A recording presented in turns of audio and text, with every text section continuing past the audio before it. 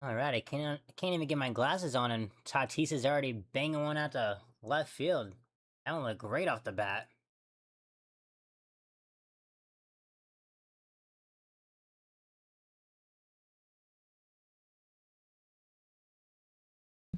Just like that's gonna be a quick 1 out.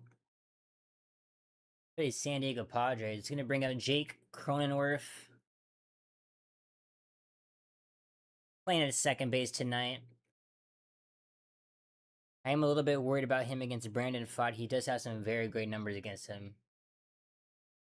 That's gonna miss outside for ball one.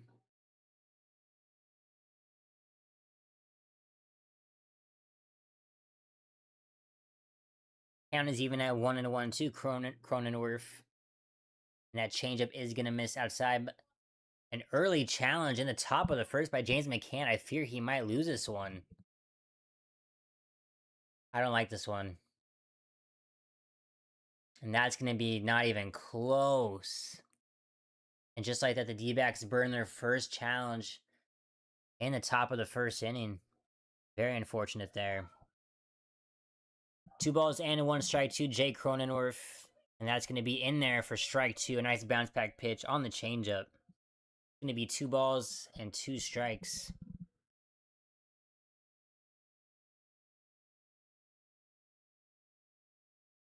As Manny Machado awaits on deck.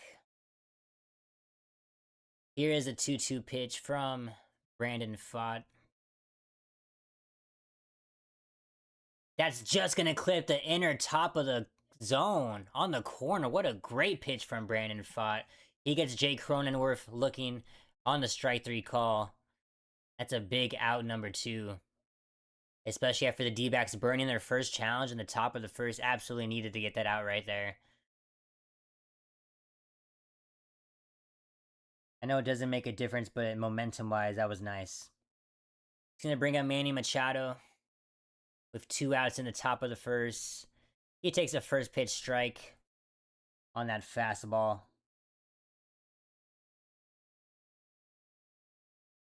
Here's the 0-1 pitch. That's going to be a swing and miss on the low sweeper. Can't get a piece of that one.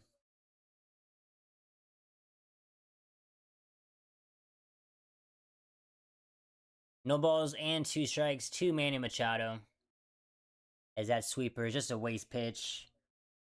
As Manny looks at that one for ball 1.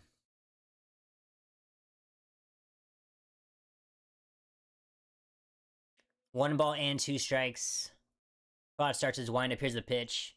That's going to be fouled off. Another way outside sweeper. This time, Manny doesn't bite at that one, but it just fouls it off. I'm feeling good about this homestand. I feel like it's going to be some great competitive baseball, which obviously I want the D-backs to win, but I feel like there's going to be some great games to call. 1 ball and 2 strikes to Manny. And that's going to be a swing and a miss on the low changeup.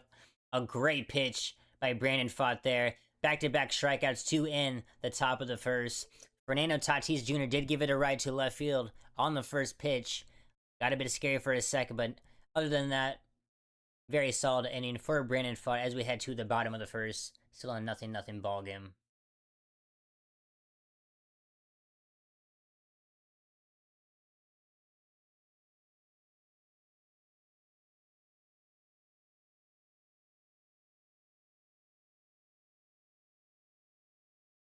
All right, give me 1 second.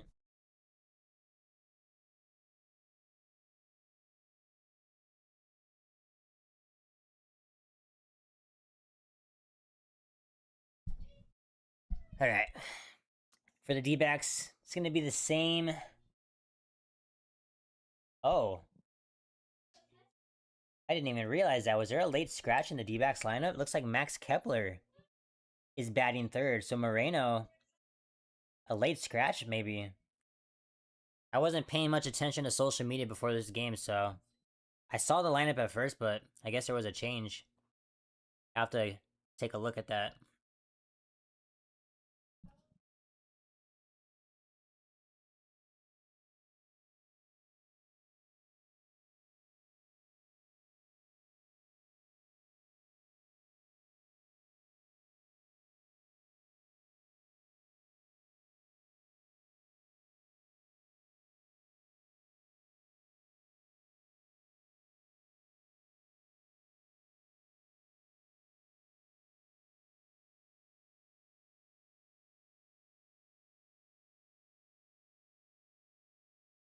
And it's going to be Michael King on the mound for the Padres tonight. 6-7 record with a 3.38 ERA. Has been definitely, I would say, the most solid pitcher for San Diego on the year. And that's going to be a first pitch swing by Corbin Carroll. He misses at that one.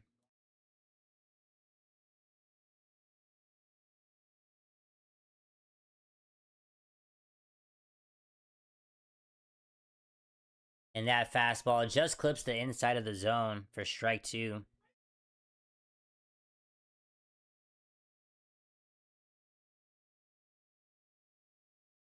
It's going to be no balls and 2 strikes to Corbin Carroll. That's going to be fouled out of play.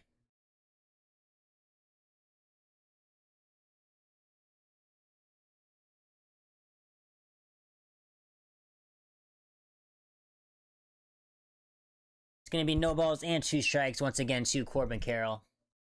That's going to be fouled out of play once again. Corbin Carroll just battling up there. Just fouling off anything close.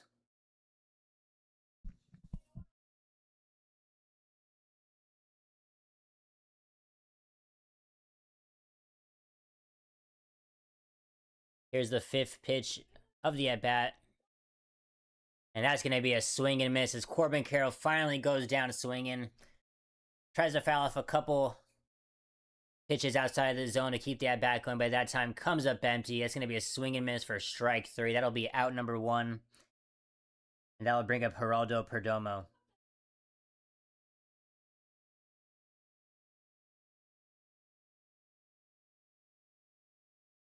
Here's the first pitch from Michael King. As Perdomo shows bunt, pulls it back as a sweeper was very outside for ball 1.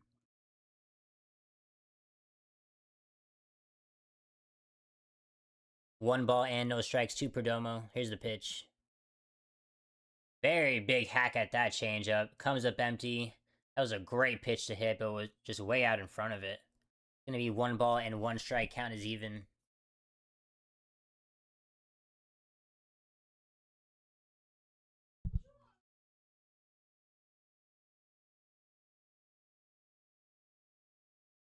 One the count. Has that 4-seam fastball misses up and away for ball 2. I was taking a look at the D-backs stats against Michael King. There was not really a lot of hitters that caught my eyes, you know, guys to watch out for. Pretty standard stuff. 2 balls and 1 strike to Perdomo. As that's a great sweeper. Just grazes the bottom of the zone for strike 2. Gonna be 2 balls and 2 strikes.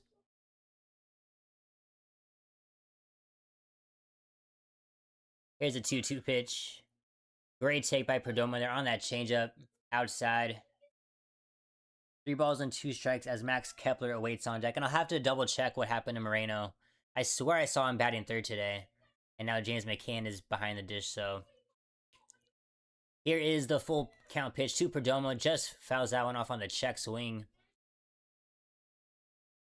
As so far, these first 2 D-backs hitters just not going down easy. Fouling off away. Pitches. And making Michael King work. Here's a full count pitch. And that's going to be a ground ball just down the first base line.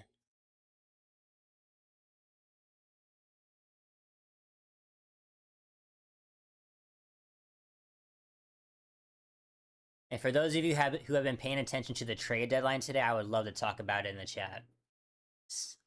I mean, as expected, today was a big day for the trade deadline, but it was pretty crazy.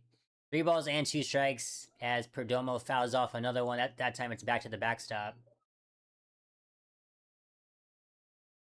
The D-backs only ended up coming away with Lars Nootbaar, the outfielder from St. Louis, which I'll probably talk more about it after this inning is over.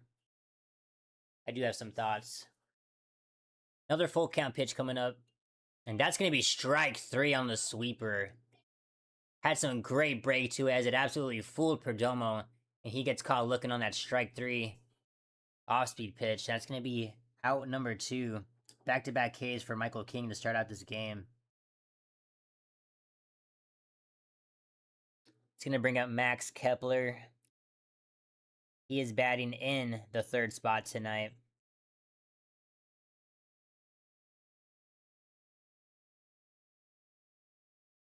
Here's the first pitch to Kepler.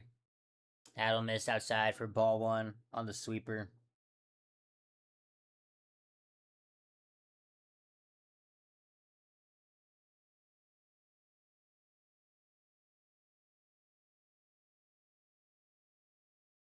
And it looks like Michael King and Campusano are having communication issues with the pitch comm, so a brief break as they get that figured out.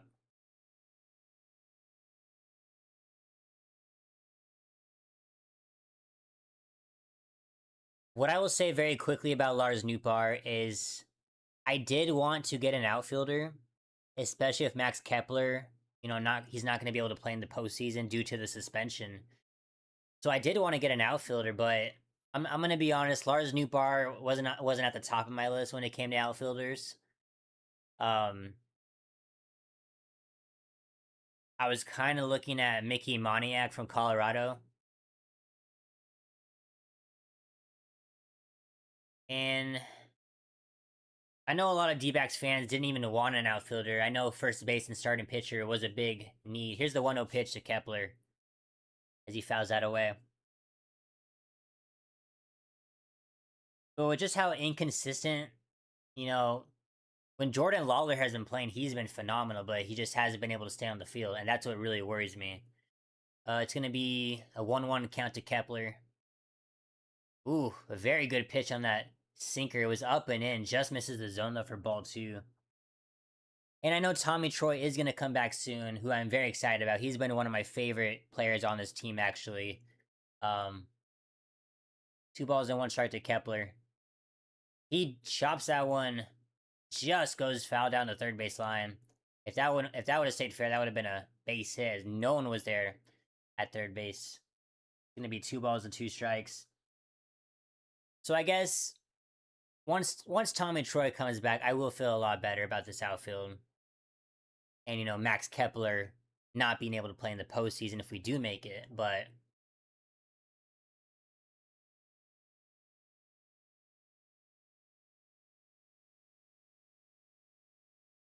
two balls and 2 strikes to Max Kepler.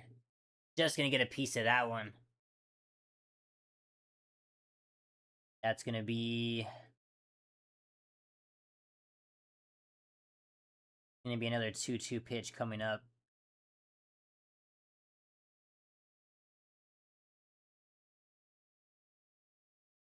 Two balls and 2 strikes once again to Kepler. That's gonna miss low on the sweeper for ball 3. It's gonna be a full count. Back-to-back full count at bats for these D-backs hitters, as Michael King is at 20 pitches now for this first inning. Here's the full count pitch. And that's going to miss outside on the sweeper. A great at-bat for Max Kepler to work a walk. Makes Michael King work a deep count into a full count, and then draws the walk at the very end. It's going to be a runner on first base now. That's going to bring up Ketel Marte with 2 outs.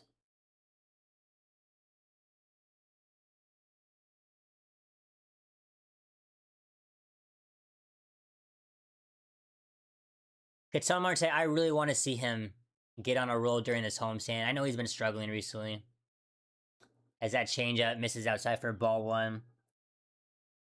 Even if he's not mashing the ball, as he usually does, and he's expected to in the cleanup spot, I just want to see much, better at-bats from him. Just more quality at-bats. Here's the 1-0 pitch. That's going to miss outside for ball 2 on the changeup.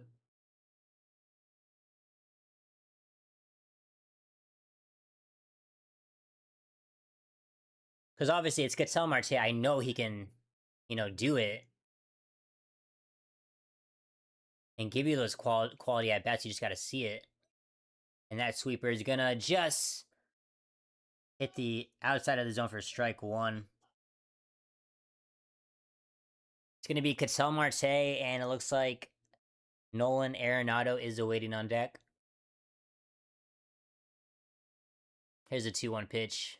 That's going to miss outside on the changeup. It's going to be ball 3 there. 3 balls and 1 strike.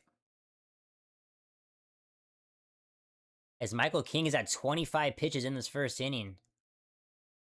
Definitely a lot more pitches than he'd like to be throwing this inning. Here is the 3-1 pitch. And that's gonna... What?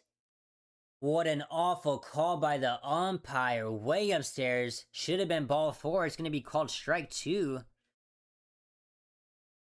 And Ketel Marte, he didn't challenge it. I understand why, only having one challenge in the bottom of the first, but that's awful. Here's the full count pitch. And this time, it's gonna miss upstairs. Honestly, pretty similar location, but just like that, it's gonna be back-to-back walks by Max Kepler and now Ketel Marte. It's gonna be runners on first and second with 2 outs. As I mentioned, it's gonna bring up Nolan Arenado.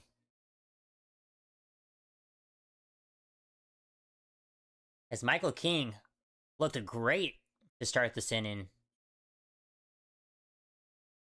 Back-to-back strikeouts to get 2 outs, and now back-to-back walks, so...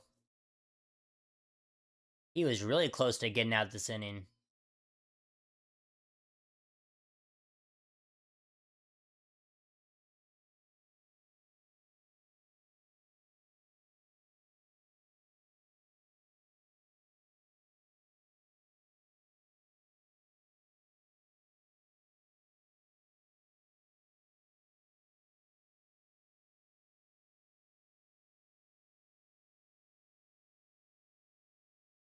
And we will be seeing a lot of these Padres during this homestand, as it is a 4-game series against San Diego.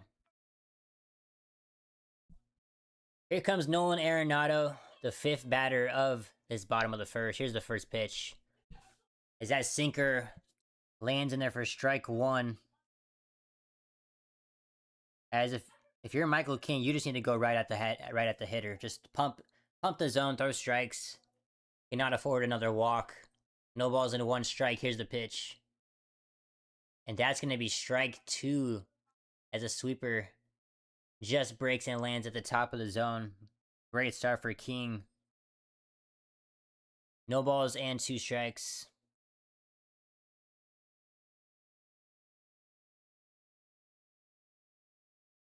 Here's the 0-2 pitch. Way outside on the changeup for ball 1.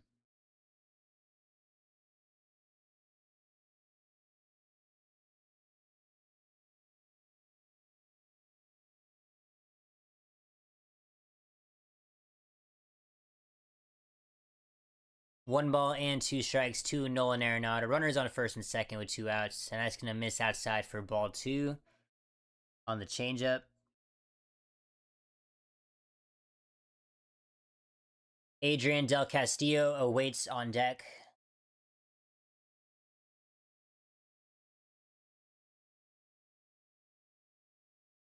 Count is even at 2-2. Here's the pitch. And that's going to be a swing and a miss on the sweeper. As Michael King took him longer than he wanted to get that 3rd and final out, but does get all 3 outs courtesy of the K. And just like that, we will be going to the top of the second. D-backs able to get runners on first and second, but can't do anything with it, as it is still a 0-0 ball game. And I will check. I will take a look at Gabriel Moreno, see what's going on with him. I swear I saw him starting today.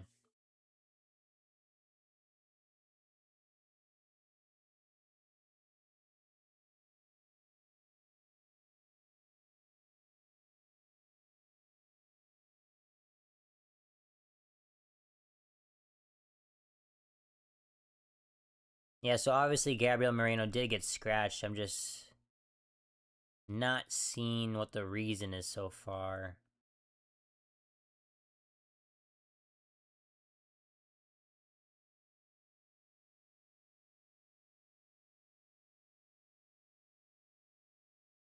Oh my gosh.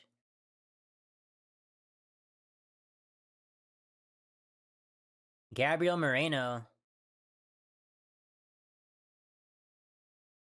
got scratched tonight from the lineup to attend the birth of his 2nd child.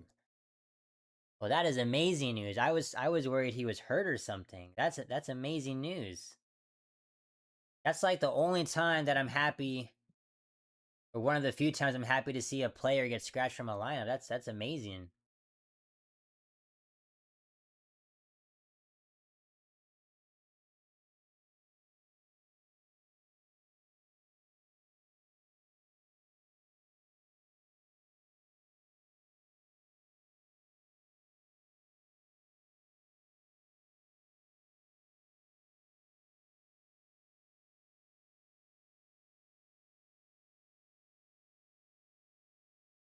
Gonna bring up Ty France in the top of the second.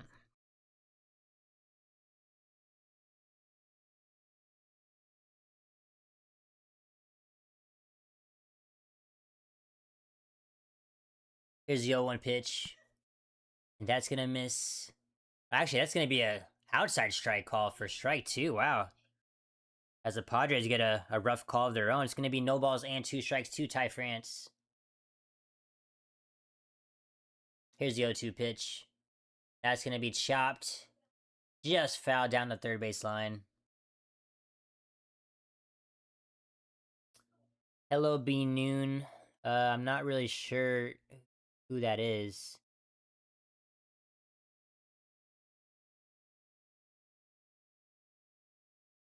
No balls and 2 strikes.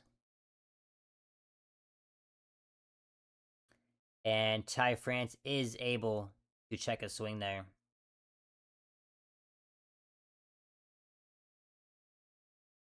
One ball and 2 strikes to Ty France. And a swing and a miss at the high fastball. Ty France cannot catch up to it. That's going to be out number 1 after the strikeout there.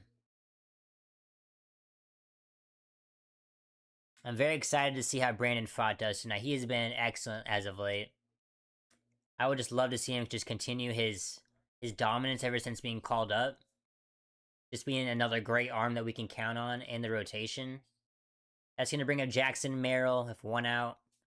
He takes a changeup for ball 1.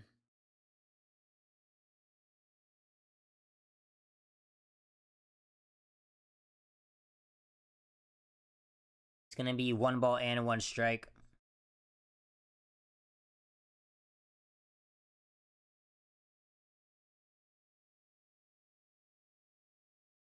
And that's going to be a great play by Perdomo. He backhands that, makes a strong throw to first, and Jackson Merrill just beats it out at first base.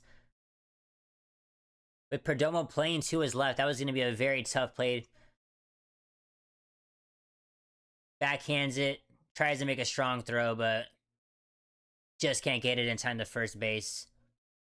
And Jackson Merrill is going to beat out that ground ball to Perdomo, as he'll be a runner on first now.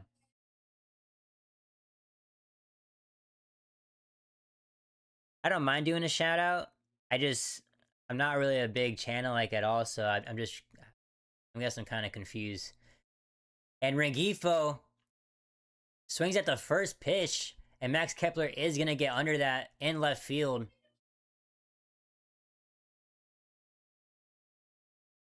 For out number 2. Rengifo. Okay. Trying to say his name right.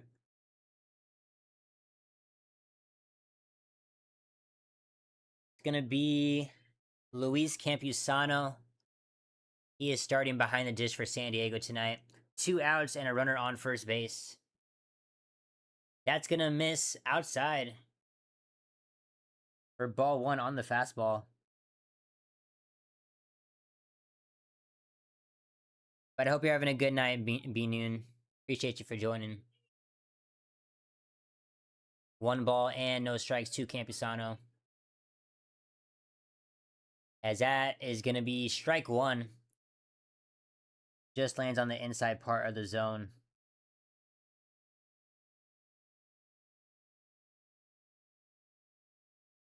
Campusano for 304 batting average. In my opinion, he's a great hitter at the plate for San Diego. Much better than Freddie Fermin. 1 ball to 1 strike to Campusano. And that sweeper misses low for ball 2.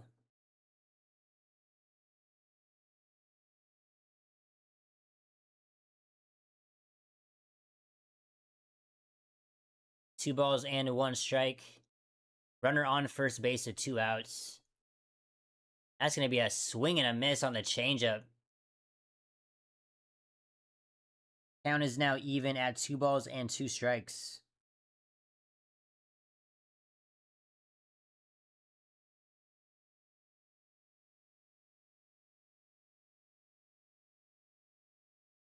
Here's a 2-2 pitch.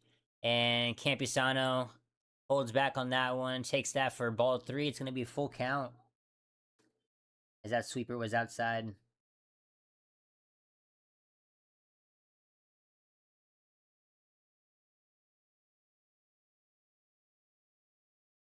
It's going to be a full count coming up on the pitch to Campusano.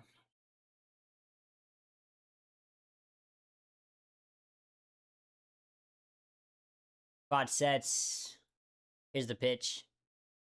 And that's going to be skied into center field as Waldschmidt is going to get under that. And that's going to be out number 3.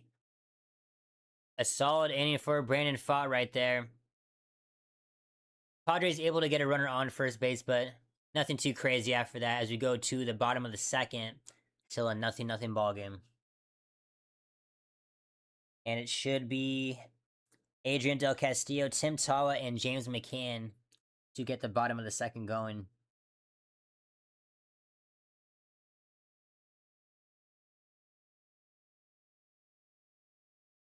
Yeah, that is great news for Gabriel Moreno. That is amazing. I'm so happy for him. Okay. Love to see that.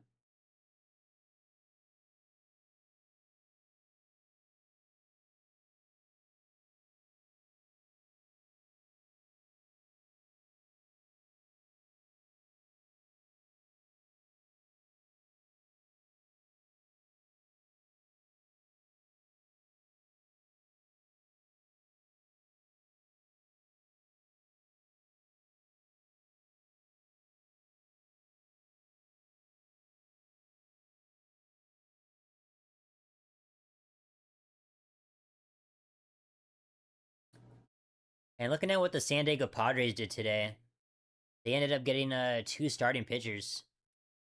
They got Casey Mize just before the deadline ended from Detroit, and then Robbie Ray. You know, with the Padres only being 1 game back in the wild card race right now, definitely makes sense for them to buy. And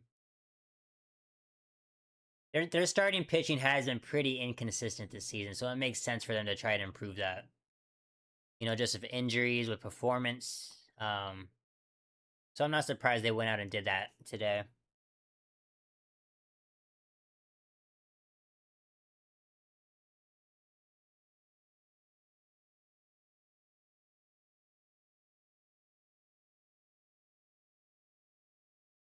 And here's the first pitch to Adrian Del Castillo. That is upstairs for ball 1.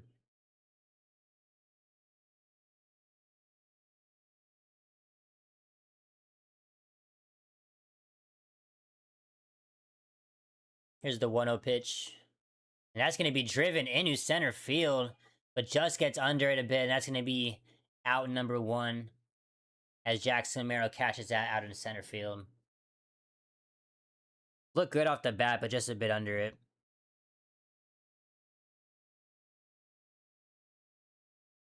It's going to bring up Tim Tawa, who is playing at first base today.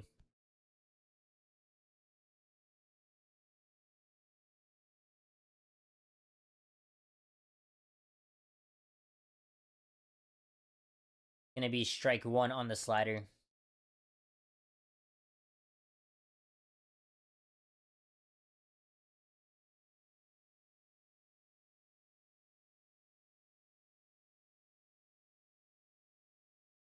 Here's the 0-1 pitch. As that sinker just clips the outside of the zone for strike 2. Nice pitch there.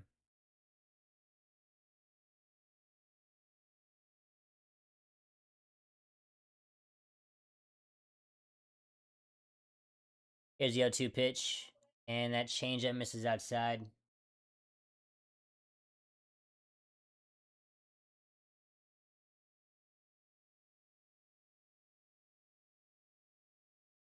One ball and 2 strikes.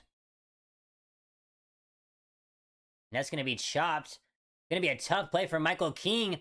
And he's going to throw it away. And just like that, Tim Tawa is going to advance and get to second. He's rounding second. He's going to try to go for third. Oh my goodness. And just like that, Tim Tawa went from potentially being out at first base, round second, and gets into third base. As that was a huge error by Michael King there. As a great throw gets him.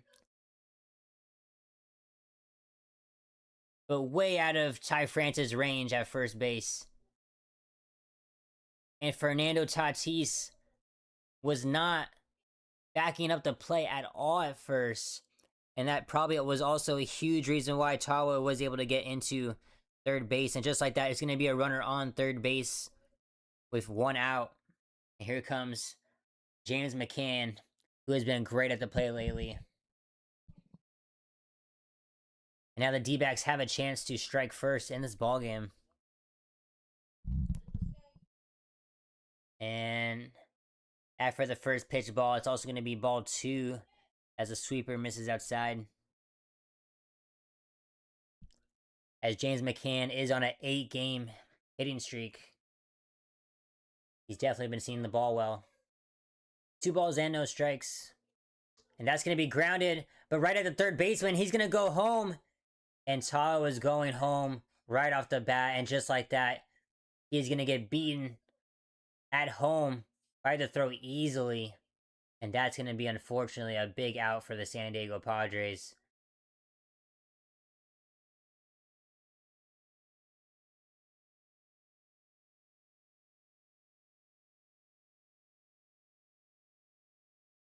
Absolutely a play that Tim Tawa should have read that. I'm sorry. I love Tim Tawa, but that was an awful ground ball to run home on. That's going to be out number 2, and just like that, the D-backs with a chance to strike first gets wiped out. Still a runner on first base, but now going to be 2 outs as Waldschmidt takes a first pitch strike. Here's the 0-1 pitch to Waldy. That's going to be a big swing and miss on the sweeper outside for strike 2. No balls and 2 strikes. As Waldschmidt is going to have to protect right now.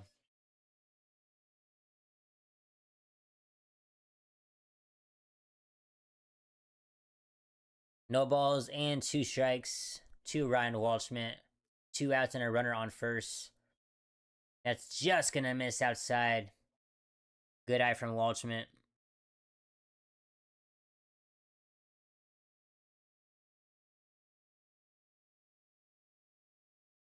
One ball and 2 strikes to Ryan Waldschmidt.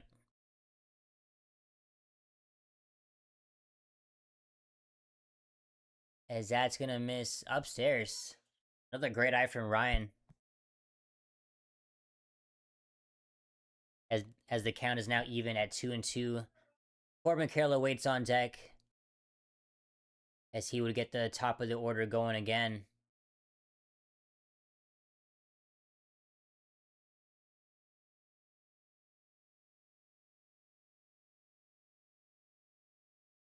Two balls and 2 strikes to Ryan Waldschmidt. Here's the pitch.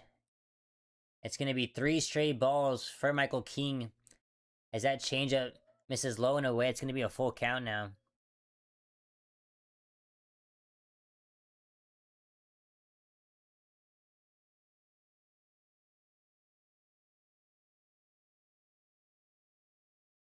Three balls and 2 strikes. And that's going to be hit just at Song at third base. A great snag by him. Had to go down to his knees to get that one, but nonetheless a clean grab. Back-to-back great plays from Song at third base. Fires to home to get Tim Tawa out to save a run. And then also saves a base hit, as that was a rocket to third base. A great snag by him. He fires to first base, and that's out number 3. As we will now head to the top of the 3rd inning. D-backs able to get a runner to third base.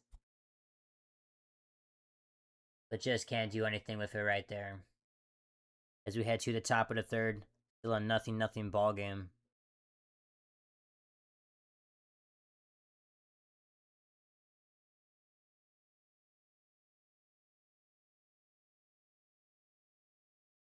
Hey, welcome to the stream, my friend.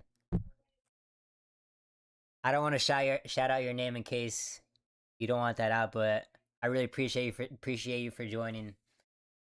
Show XKJ. I know who you are. I know who you are.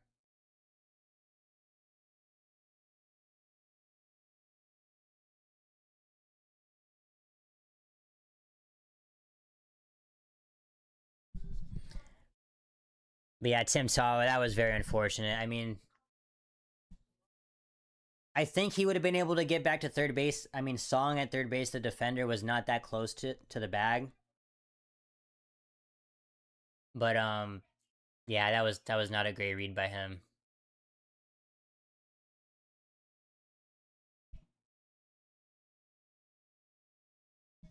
Hey, shout out Jerry. Shout out Jerry in the chat. I got the green light.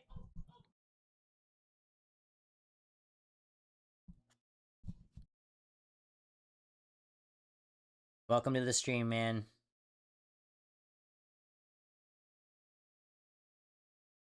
I do really wish I could put the game up. You know, I do think it would make it a lot easier to follow the game, but obviously copyright issues, and I'm not even sure my computer could handle that.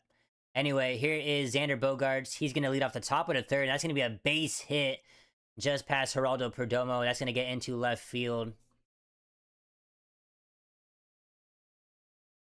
As Xander Bogaerts' first pitch swinging there, it's going to be a runner on first base now. That's going to bring up Song in the ninth hole.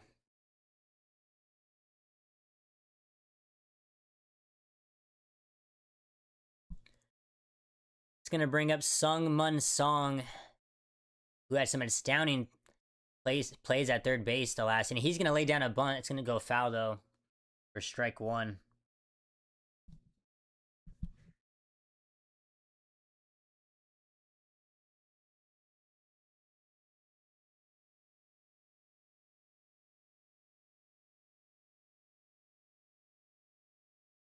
Absolutely, Jerry. I definitely agree. No balls and one strike, two Song. That's going to be outside on the changeup for ball one. And right now, Mike Hazen, the general manager, is in the broadcast booth talking about the moves made today before the trade deadline ended. And here's the 1-1 pitch to Song. And that's going to be a ground ball right to Cattell. He's going to fire to Perdomo at shortstop, and that's going to be a double play as they're just able to beat Song right before he gets the first. Craig Stammen, the Padres manager, he is going to put up his hand just in case he wants a challenge here. And they are not going to challenge it. That's a great double play from the D-backs defense. Absolutely needed that right there.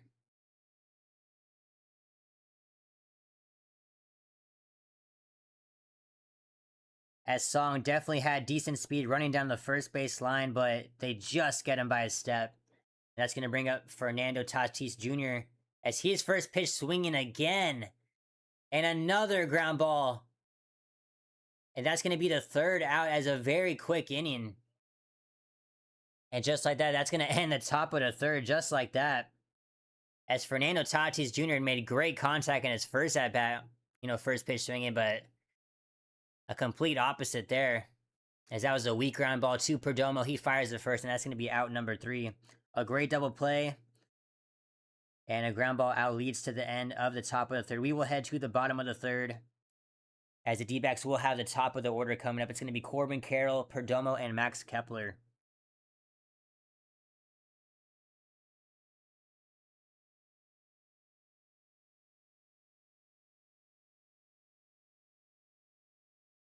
So for the Diamondbacks, they actually only made one move today.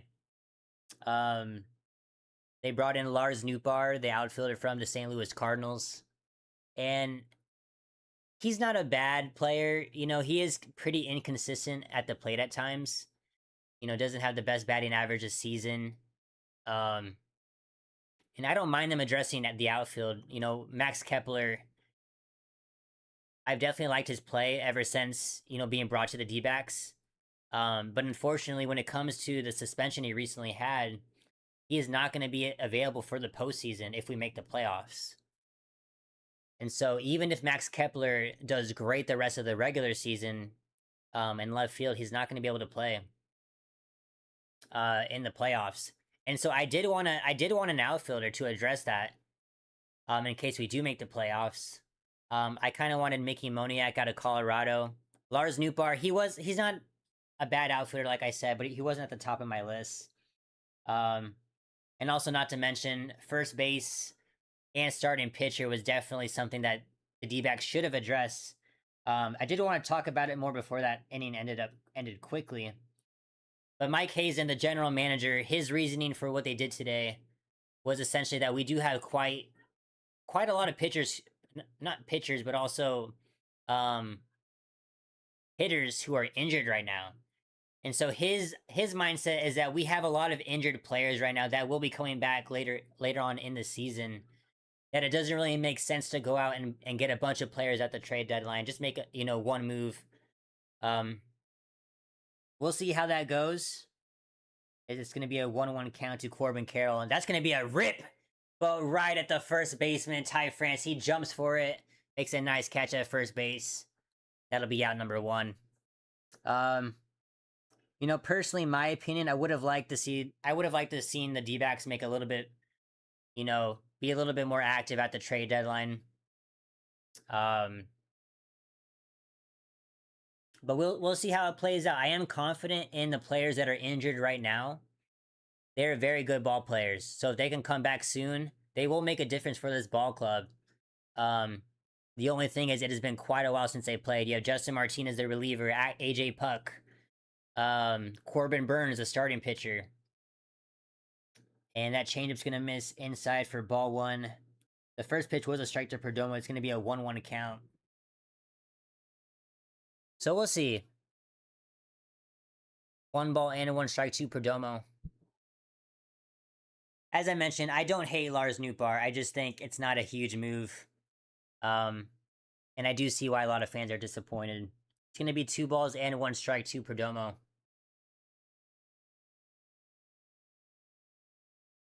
And that sweeper just clips the bottom of the zone for strike 2. The count is going to be even at 2 balls and 2 strikes to Perdomo. He's going to call a timeout.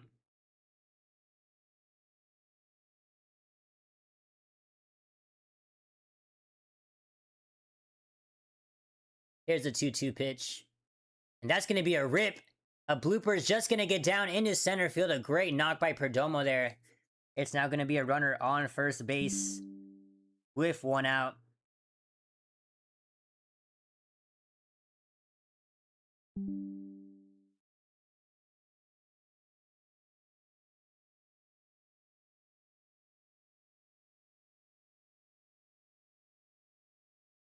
I just caught a glimpse of what you sent to me on Instagram. I see like the note. I see like the thumbnail. That's so fire, man. I really appreciate that.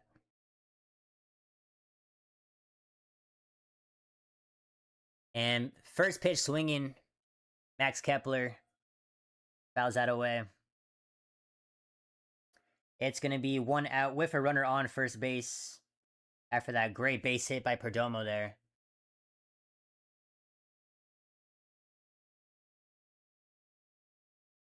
Here is the 0-1 pitch. That's going to miss up and away on the changeup for ball 2. I'm sorry, ball 1. And Michael King is already approaching 60 pitches for the Padres, so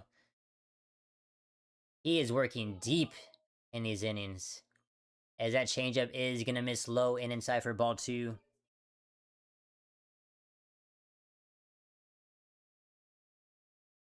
And as I mentioned, it's very unfortunate because Michael King is absolutely one of the best starting pitchers for the Padres. Definitely a guy you don't want to get thrown out of the ball game early due to going deep into the count. That's going to be ball 3 on the sweeper. But the Padres are going to challenge it. I think they might lose this. It looked pretty low to me. Oh, never mind. That's going to clip the bottom of the zone. I'm blind. Okay. And that is going to be strike 2 as San Diego wins that challenge.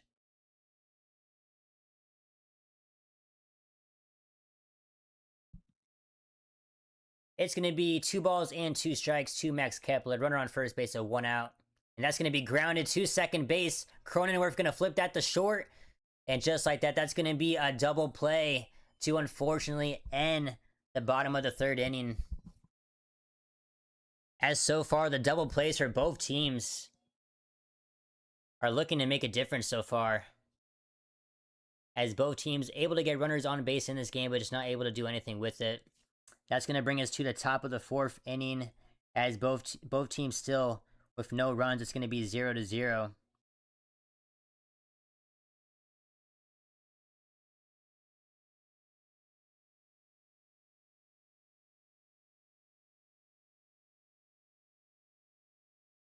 And Jerry, I think you did join before I mentioned this, but Gabriel Moreno, the starting catcher for our team, I was so worried because I saw he was starting today, but then he got benched.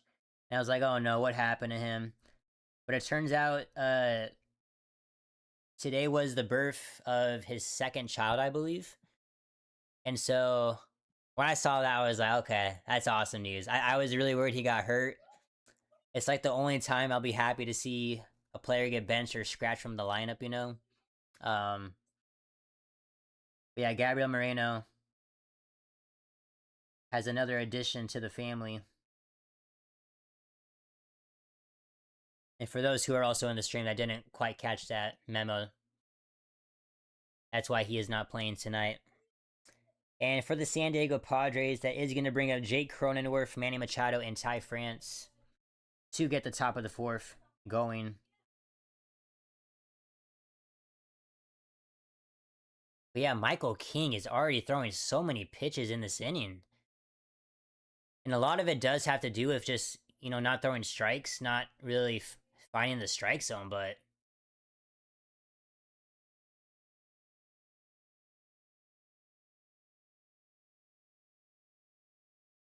the Cubs and the Dodgers. Let me check the score.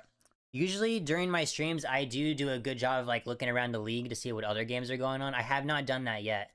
As Cronenworth will swing at the first pitch, pops that one up. And Perdomo is going to get under it. Has to go a bit out to center field, but nonetheless, it's going to be out number 1.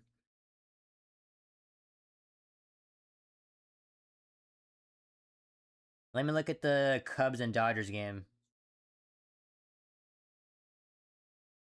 Wow, Cubs have a really good lead against the Dodgers right now, 10-5, and the top of the 8th. Cubs in a very good position to take that. It's going to bring up Manny Machado. He's going to take a strike down the middle for strike 1.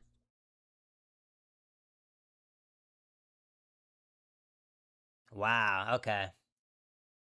That should be a very good series, even after tonight. It's going to be 1 ball and 1 strike after Machado takes that for ball 1.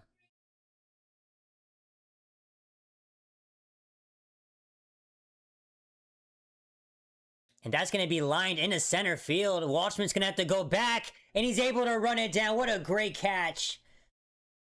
He had to get on his horse a bit to get to the warning track in center to grab that.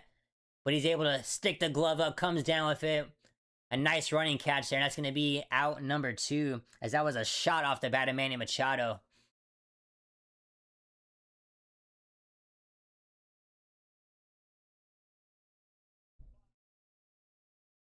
A 105 miles per hour off the bat of Manny Machado, but nonetheless, Walshman runs it down. It's going to be out number 2, and here comes Ty France in the cleanup spot. That's going to be strike number 1 on the fastball.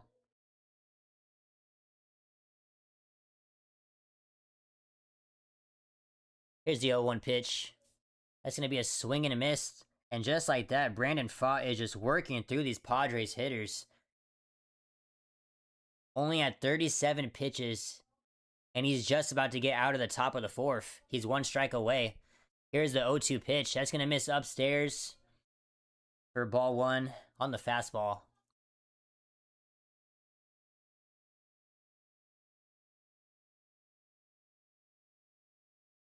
Here's the 1-2 pitch. That's going to miss outside for ball 2. Count is now even.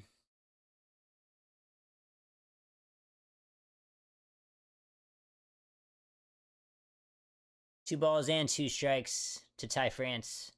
And that's going to be grounded to Nolan Arenado. He's going to field that cleanly, fire to first, off balance. And just like that, that's going to be the third and final out of the top of the fourth, as Brandon Pfaadt has looked very solid. Looked like he's continuing his dominance ever since being called up out of AAA. Has just looked phenomenal. And he's looking great again tonight against the San Diego Padres in Game 1 of this series. As we head to the bottom of the fourth, it's still a 0-0 ball game.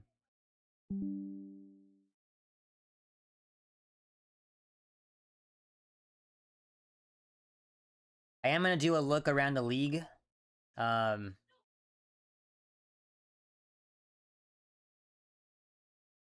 see what other important games are going on in the National League wildcard race. Haven't gotten a chance to do that yet.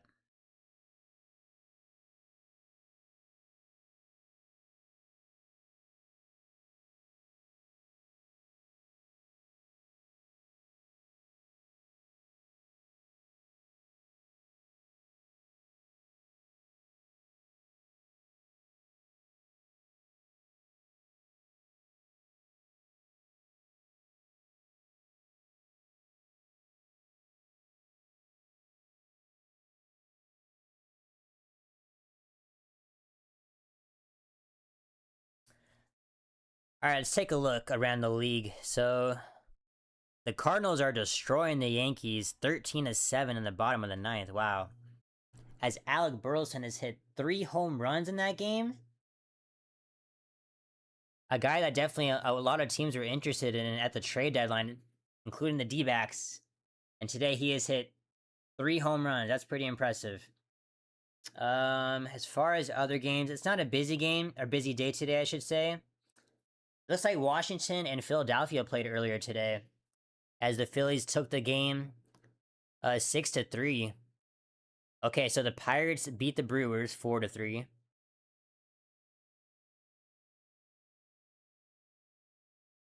As of right now, that's about it, as not a lot of action today in Major League Baseball.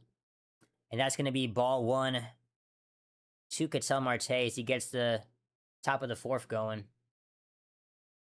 And now that changeup is going to miss in the dirt for ball 2. As Michael King has just looked not like himself today. As he's having a hard time finding the strike zone tonight. It's going to be 2 balls and no strikes to Ketel Marte. And that's going to be ball 3. Sinker misses up and away. It's going to be Ketel Marte, Nolan Arenado, and Adrian Del Castillo in this inning. Here is a 3-0 pitch to Marte. That's... oh my gosh, dude. This umpire is crazy. He's got money on the Padres for sure. This is insane. He misses another call. Not even close. Upstairs. Way high above the strike zone. And that's called a strike. And due to the D-backs only having 1 challenge, they don't want to burn it. That is so frustrating. It's going to be 3 balls and 1 strike to Ketel Marte. And that's going to be chopped foul to make it a full count. As what should have been a base on balls for Ketel Marte, an easy walk, now turns into a full count. And Ketel Marte was able to turn it into a walk last time, so let's see if he can do it this time. Here's the full count pitch. That's going to be ripped down the line. It's going to be just foul, though. That is super frustrating.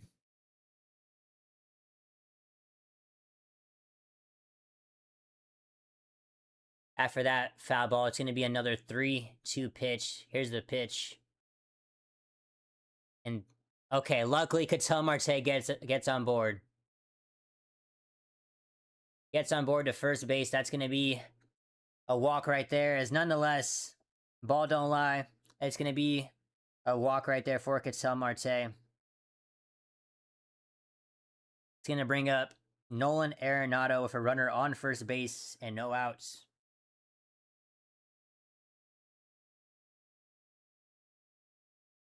Here's the first pitch to Nolan. That's going to be in there Strike one on the fastball.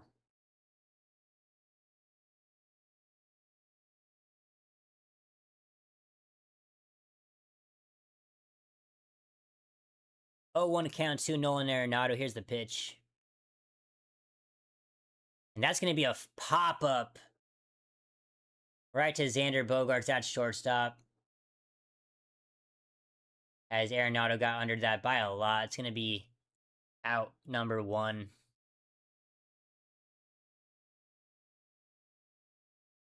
Yes, sir. Ball do not lie. I swear, if Marte would have struck out there, I would have been so heated, man. That would have been awful. It's going to bring up Adrian Del Castillo. 1 out for runner on first base. And that is going to be a borderline pitch at the top of the zone, but it's going to get called a strike. 0-1 is the count. And Michael King is now at 70 pitches in the bottom of the 4th.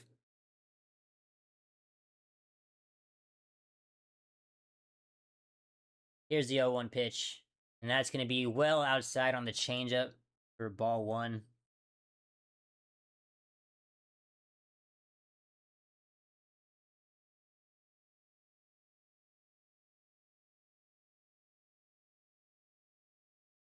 Count is even at 1-1. And that's going to be fouled away into the stands for strike 2.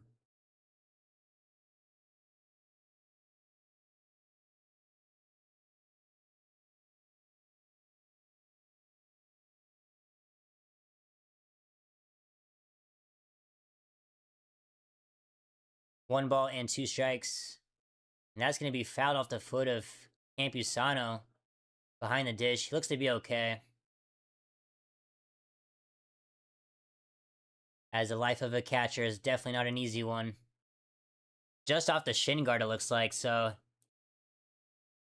just missed hitting the thigh. That could have been a lot more painful of a foul ball. It's still going to be 1 ball and 2 strikes to Adrian Del Castillo. Here's the 1-2 pitch. And that's going to be laced opposite field into left center. Great contact, and just like that, it's going to be runners on first and second with 1 out.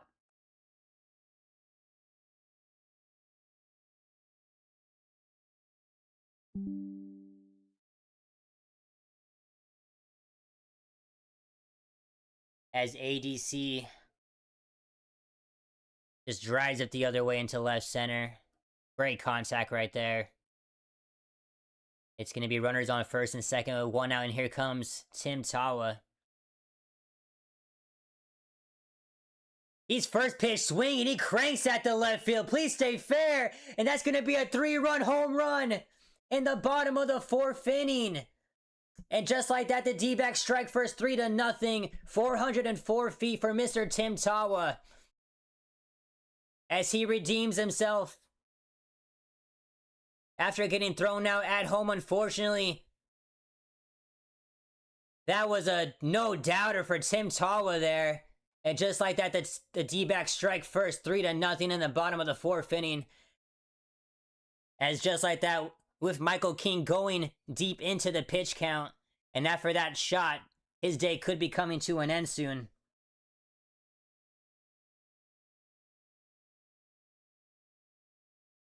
Welcome, Dickie, to the stream. I don't know, my friend.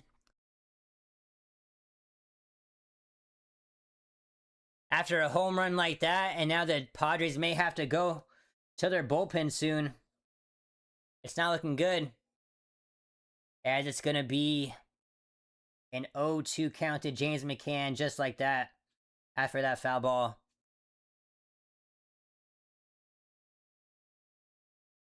Yes, let's go, Timmy. Love to see that for Tim Tawa. He's definitely such an underrated player. He can play anywhere pretty much on defense. So when he's consistent with the bat, you just love to see that. It's going to be 0-2 to James McCann. He fouls that off.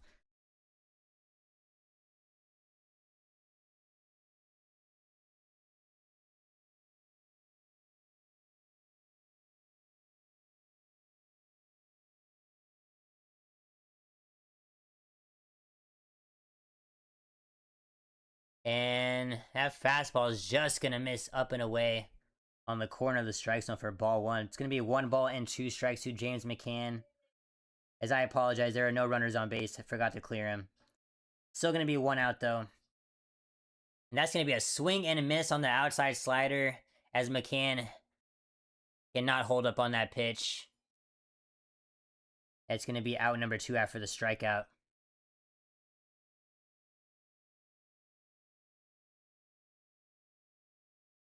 It's going to bring out Ryan Walshman in the 9 hole with 2 outs.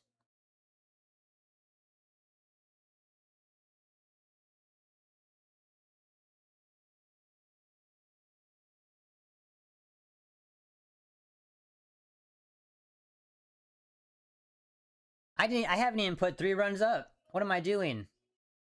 I am completely off my game. There we go. 3 runs for the D-backs.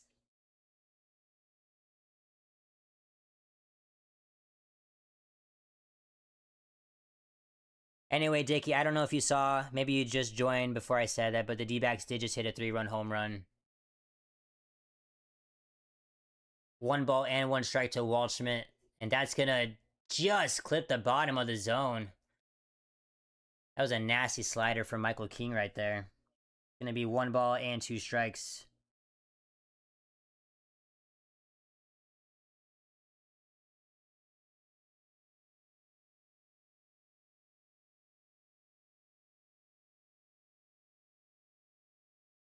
Here's the 1-2 pitch. That's going to be popped up out of play for a foul ball.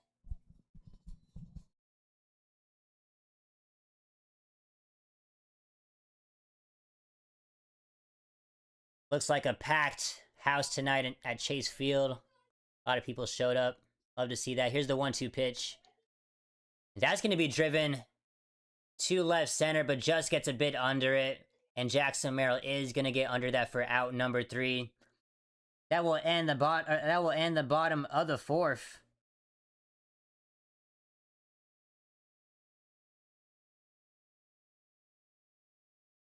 But not before Tim Tawa goes deep and hits a 3-run shot to give the D-backs a 3-0 lead, as we will now head to the top of the 5th. I was completely off my game there. I had the top of the 4th on the scoreboard. I did not put the 3 runs for the D-backs.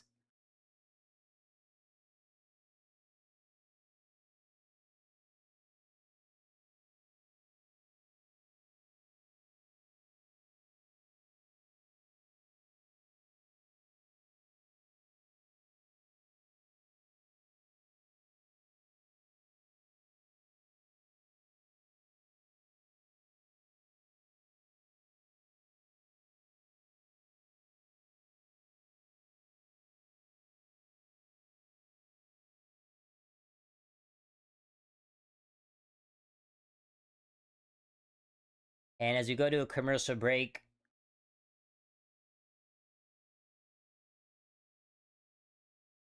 I want to say it's going to bring in Jackson Merrill, Rengifo, and Luis Campusano. That's my guess. Hell yeah, man. Yeah, that was a shot off the bat. That completely just didn't necessarily take me by surprise, because he has been doing that a bit recently, but it just came out of nowhere, honestly.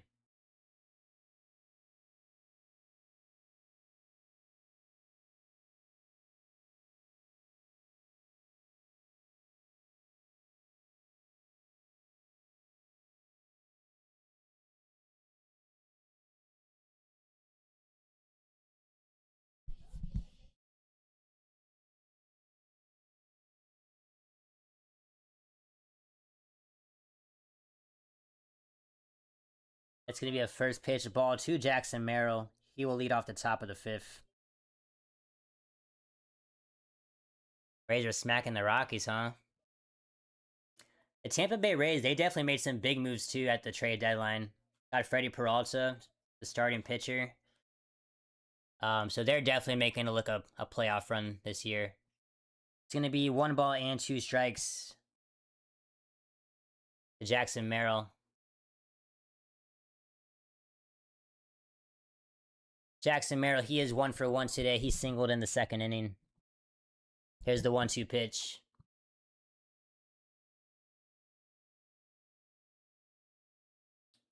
It's going to be 2 balls and 2 strikes after that ball.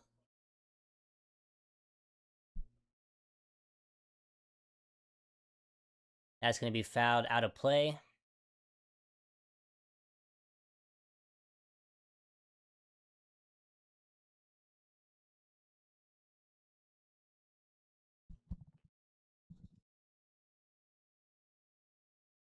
Two balls and 2 strikes to Jackson Merrill. That's going to be popped up into center field. Ryan Walshman gets under that, and that will be an easy out number 1 in the top of the 5th.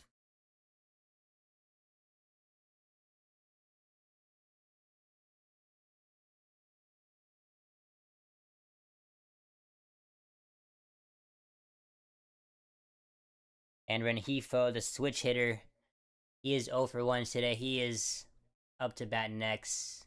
Here's the first pitch. And that fastball gets in there for strike 1 on the outside.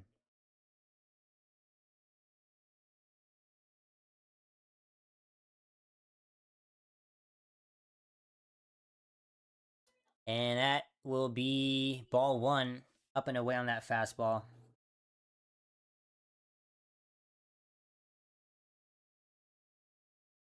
One ball and 1 strike to Rengifo. And that will miss away on the changeup for ball 2.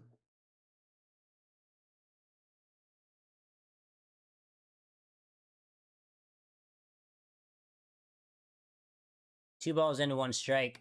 And that's going to be chopped. And Tawa's going to race to it at first. Fogg's going to run over there. They're going to get the out at first base. What a great bang-bang play by Tawa and Fott right there. As that was a slow chopper to first base. Fott has to hustle from the mound. And Tawa flips it to him. And that's going to be a very close out number 2. And Fott is able to step on the bag just in time to get Rengifo at first base. That's going to be out number 2. Going to bring up Campusano. As that curveball will miss outside for ball 1.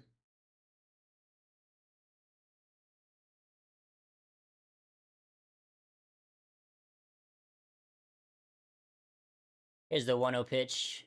And that's going to be line into left field over the head of Nolan Arenado. That's going to go all the way to the wall. It's going to be an extra base hit for Campusano as he strolls into second base with a 2-out double. As there will now be a runner in scoring position for San Diego with 2 outs.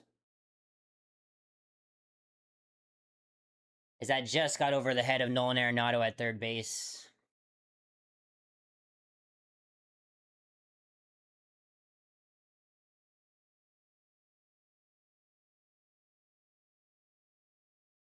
It's going to bring in Xander Bogaerts. He is 1 for 1 today. He takes a sweeper outside for ball 1.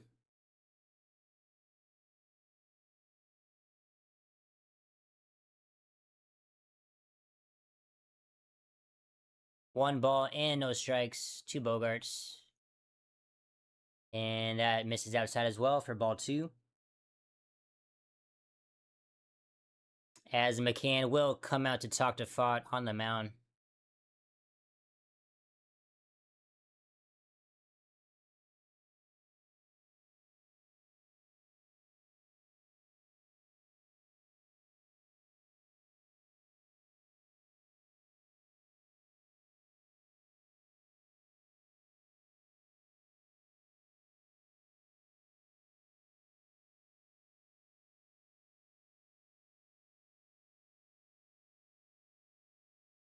And just like that, the meeting between the catcher and the pitcher has ended. It's going to be 2 balls and no strikes to Xander Bogaerts. Runner on second base for the Padres at 2 outs in the top of the 5th. Fott sets. Here's the pitch. And that's going to be a fly ball into right field, driven kind of deep to the warning track. And Corbin Carroll just gets to it as that was driven quite well out to right field, but that's going to be out number 3 as we head to the bottom of the 5th inning. Padres able to get a runner to second base and a runner in scoring position, but can't do anything with it, as Fott is able to strand him as we head to the bottom of the 5th. D-backs leading 3 to nothing.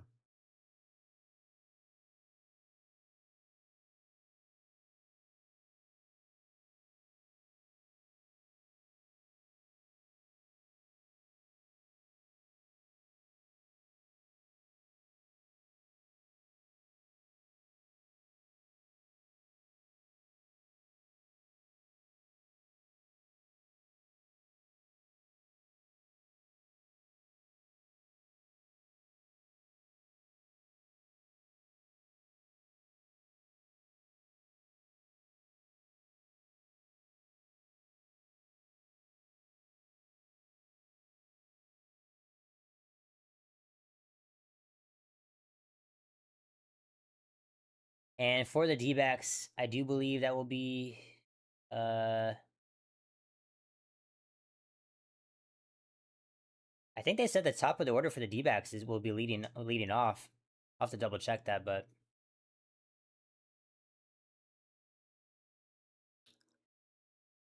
yeah, but I hope everyone out there tonight's having a great and safe night. Just doing what they love, enjoying themselves, and working hard. If you are working right now on something.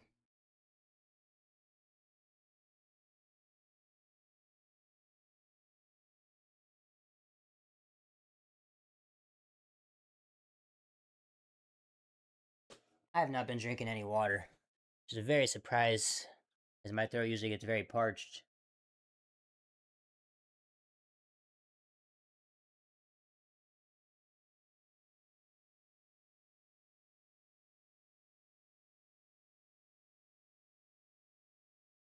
As Corbin Carroll is in fact leading off the bottom of the 5th, as he swings at the first pitch for a strike.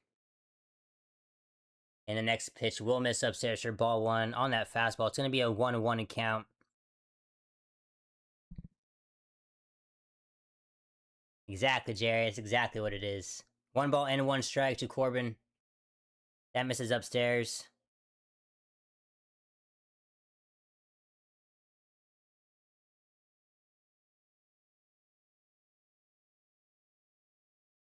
Two balls and 1 strike to Corbin.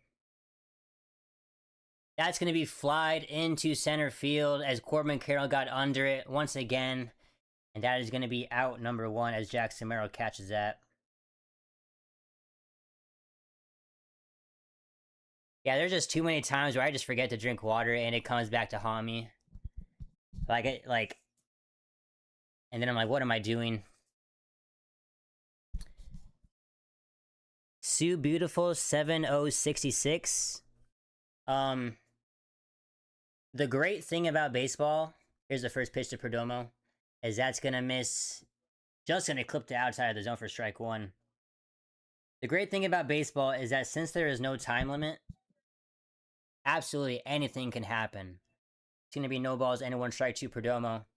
Is that's gonna be grounded sharply. That's gonna be a fair ball. Ty France is not able to field it cleanly at first, and Perdomo is gonna beat it out at first base. As that was a tough play down the first base line for Ty France at first. Not able to field it cleanly. Tries to flip it at the last second to Michael King, the pitcher at first base, but Perdomo just beats it in time. That's going to be a base hit for Perdomo. And it's going to be a runner on first with 1 out. So yeah, there's absolutely a lot of time in this ball game. Anything could happen. Even if it was the 7th inning, even if it was the 9th, that's the thing about baseball. So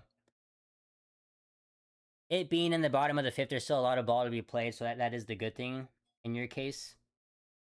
But it's going to be a runner on first base, so 1 out. It's going to bring up Max Kepler.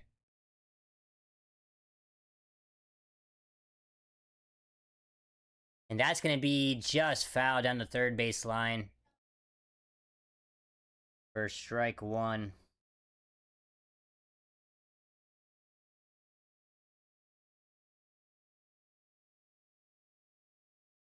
as Michael King will be at 93 pitches after this pitch for San Diego, as that sweeper just clips the outside lower corner for strike two,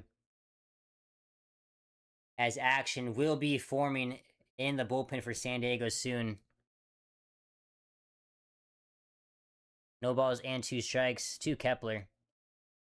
And that's going to be strike three as the fastball just clips the top of the zone, as Kepler cannot take a hack at that one. He strikes out looking for out number two. Excuse me.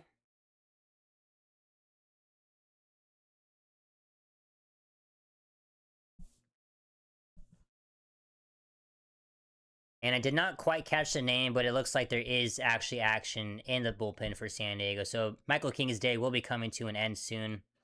And Ketel Marte hits that right back to the pitcher. Michael King fields that, and he is going to throw it to first. And just like that, that will end the bottom of the fifth inning.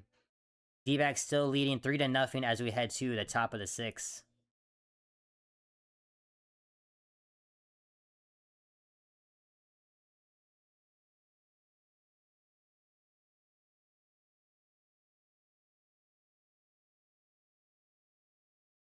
Yeah, so if you are not aware, Sue Beautiful, there are 9 innings in baseball, unless the game does go to extra innings, but for the most part, it's a 9-inning ball game.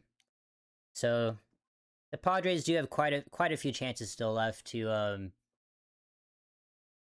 score some runs in this ball game, so it's definitely not over yet.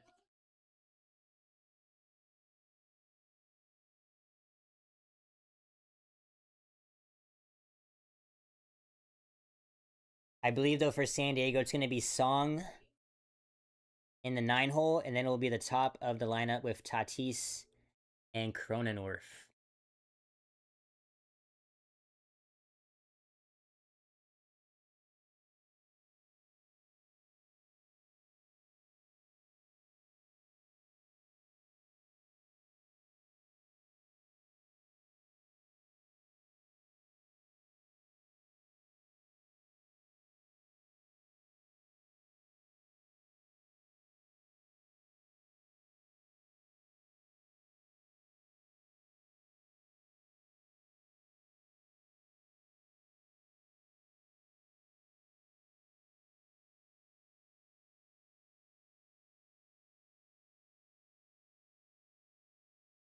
This game is going by so fast.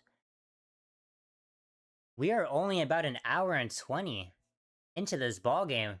We are already in the 6th inning. That is crazy. And as I mentioned, it will be Song to lead off the top of the 6th for San Diego, as he takes a strike low and away on the fastball. Song, he is 0 for 1 today. And that curveball will miss outside for ball 1.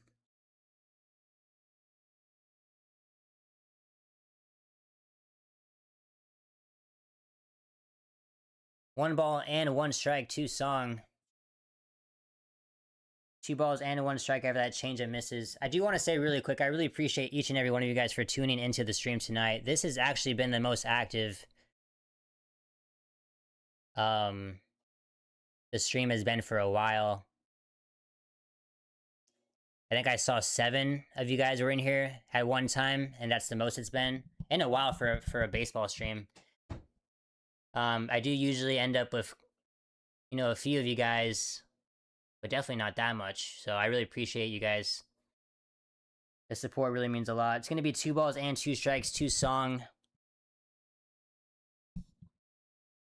And that's going to be chopped to Tim Tawa at first base. An easy snack for him. He's going to step on the bag, and that's going to be out number 1.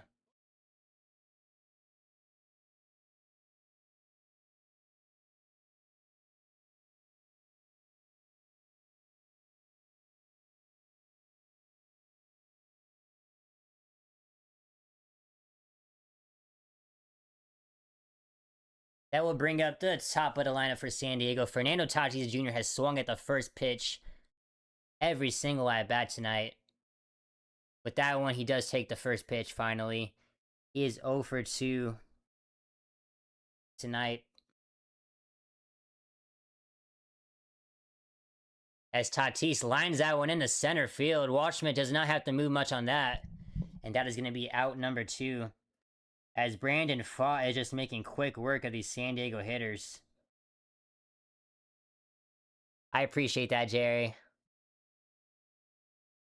I definitely put a smile on my face, so that means a lot. Thank you, man. I try my best. Try my best. It's going to bring up Jake Cronenworth. He is 0 for 2 tonight. And he takes a first pitch strike on the fastball.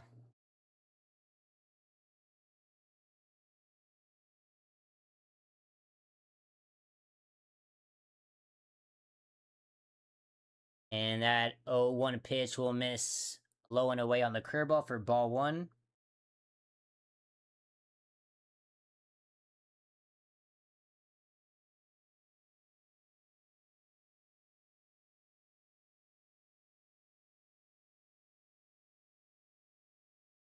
Two balls and 1 strike.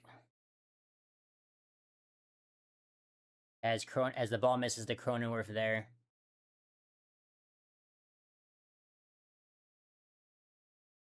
And that fastball will miss inside for ball 3. What needs to be clipped? The compliment you just gave me? 3 balls and 1 strike to Cronenworth. That's gonna be popped up out of play. I definitely do want to post that Tim Tawa home run.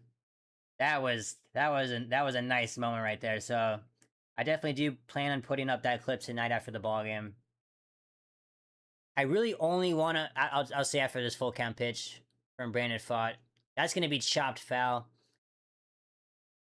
I really only want to post clips when like something just really amazing happens. You know, I don't want to just, oh, the D-backs got a nice double play. You know, I don't want to just post something just to post something. Here's another full count pitch to Jake Cronenworth, and that's going to be hit pretty well into left field. To the warning track, Max Kepler jumps at the wall. He may have just taken away a home run right there. As that ball had a lot of carry to it. Went all the way to the left field wall, and Max Kepler gets up there. And I think he did take away a home run. As Max Kepler, he has been doing great with the bat as of late. And just like that, shows off the glove. Didn't have to jump very high for it, but nonetheless, a great snag right there to potentially take away a home run from Jake Cronenworth. And just like that, that will end the top of the 6th. That was the 3rd and final out as we now head to the bottom of the 6th.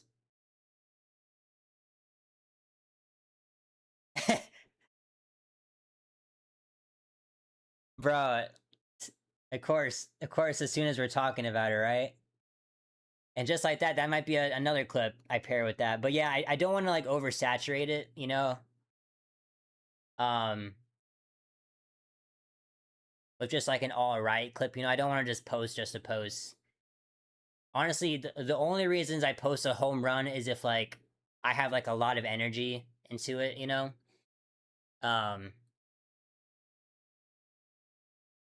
But obviously the D-backs have been playing in some crazy games as of late, you know, walking it off, blowing leads, and somehow coming back into the ball game and winning the ball game, you know. But yeah, like you just said, Max Kepler just made a great catch right there. That's probably going to be added to the clips tonight. I'm not even going to lie.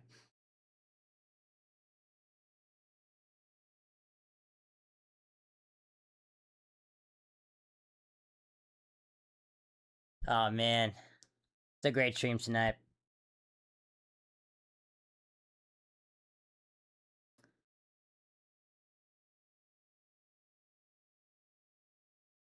As Max Kepler getting a bunch of high fives in the dugout, especially from Brandon Pfaadt. As you love to see that. As that ball had a lot of carry to it from Jake Cronenworth. Went opposite field all the way to the wall. Yeah, he absolutely robbed a home run there. The more and more I see the replay, the more and more it confirms it.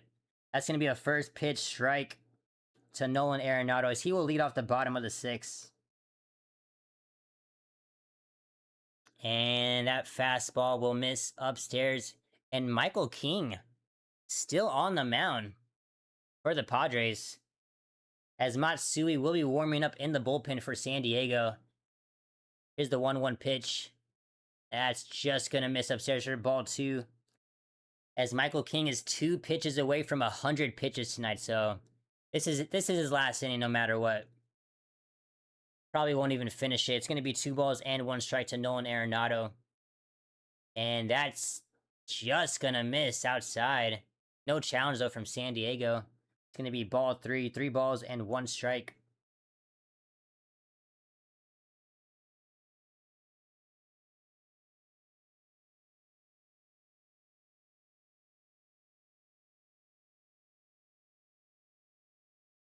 Here is the 3-1 pitch to Arenado.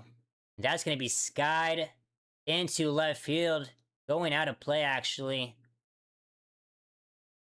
It will now be a full count pitch coming up.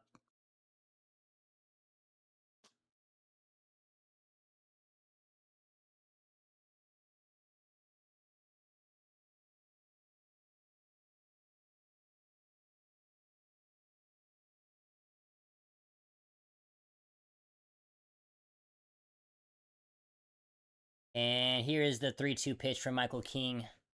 And that will be popped up to the backstop, out of play.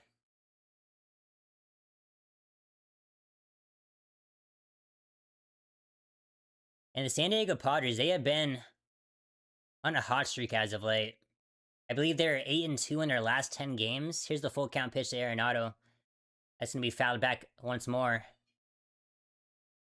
As for a while, they were about 4 games back, I believe, for a while. They brought it back to 1 game back in the National League wildcard race, so definitely want to have a good showing against the D-backs right here. I'm not sure where they go after they play Arizona in this series. Here's the full count pitch again. That's going to be another foul ball.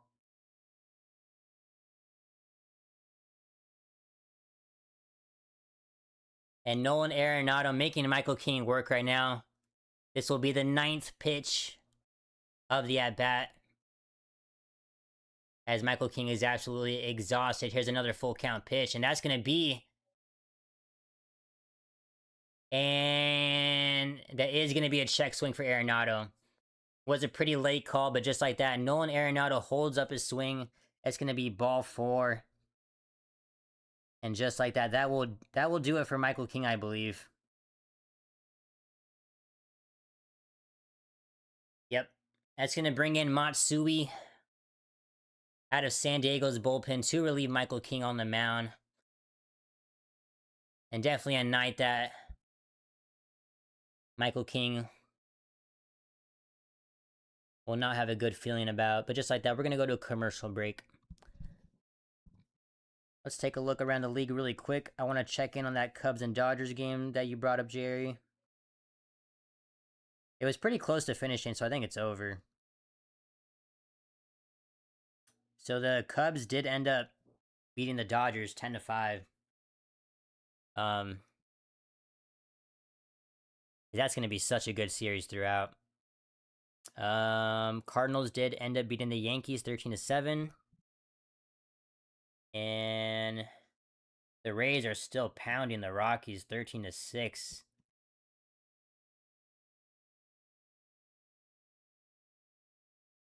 But other than that, a lot of teams did have an off day today, so not a lot of action today, as I mentioned, in Major League Baseball. I got you, Jerry. I appreciate that. Good call. I made some good calls tonight, but you did as well, so I appreciate that.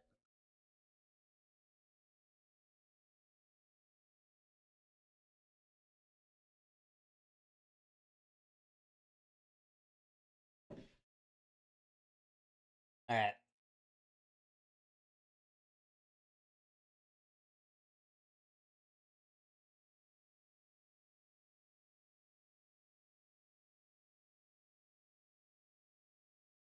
And that is going to bring in Yuki Matsui.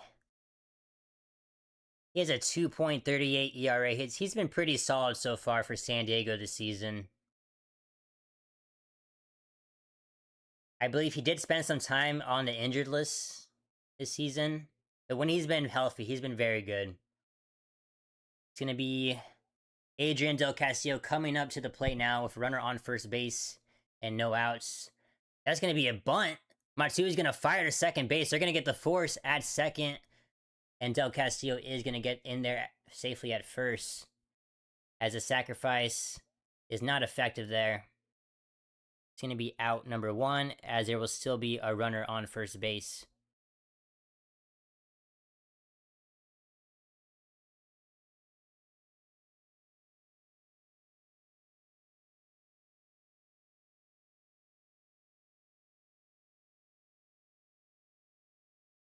Here comes Tim Tawa. He is 2 for 2 tonight. Had the insane 3-run shot to give the D-backs the lead earlier this game, as he takes a ball upstairs for ball 1.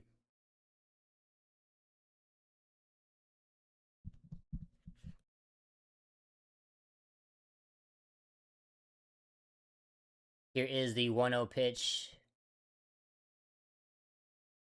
to Tim Tawa. That's going to be called strike on the outside part of the zone, but that was well outside. Another questionable strike.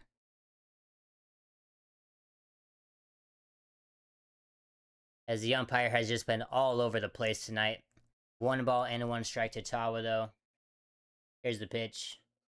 That's going to be a swing and a miss, as a splitter lands in the dirt right there for strike 2.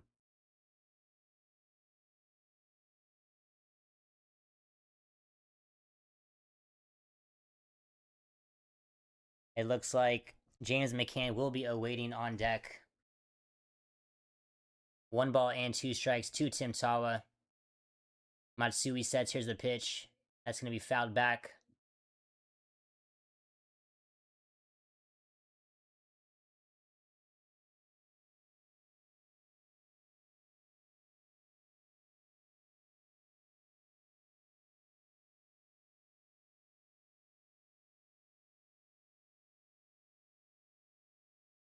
One ball and 2 strikes to Tim Tawa. Runner on first base, so 1 out.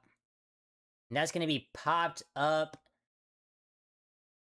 Just looks like it's going to stay in foul territory on the left field side. Xander Bogaerts, I should say, runs out of his way into left field, makes that catch, and that will be out number 2. It's going to bring up Ryan Waldschmidt. I'm sorry, not Waldschmidt. James McCann.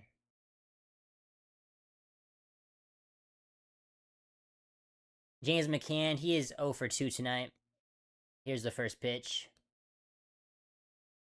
That's going to go opposite field. That's going to be a blooper. Going to drop into right center. And Del Castillo is going to round second base. He's going to head into third base.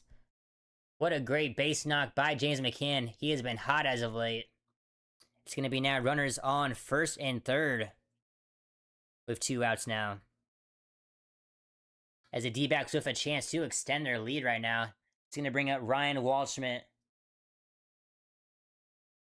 A chance to score some runs in the bottom of the 6th.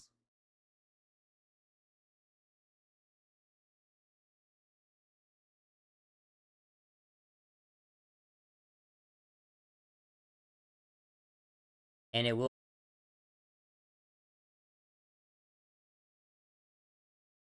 All right, the pitcher's meeting is over. That's going to bring in Ryan Waldschmidt. As I mentioned, he is 0 for 2 tonight. Had a ground out and a fly out earlier. And Waldschmidt, I will absolutely say, this is his second stint being up in the major leagues this season. He has looked a lot better, in my opinion, the second time around. He wasn't terrible during the first time, but he's just been much more consistent as of lately during the second time, as that slider misses in the dirt for ball 1.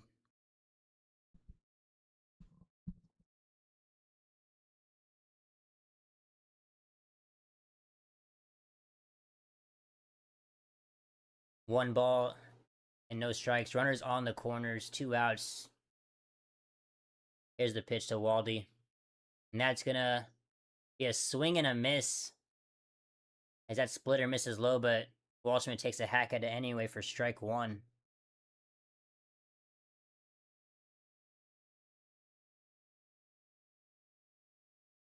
Count is even at 1 ball and 1 strike.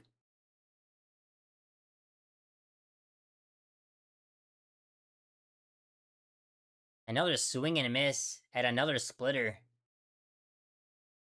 That one a little bit of a better pitch to hit, but still Waldschmidt cannot make contact there. It's going to be strike two, 1 ball and 2 strikes. As Matsui is 1 strike away from stranding the runners on first and third with 2 outs.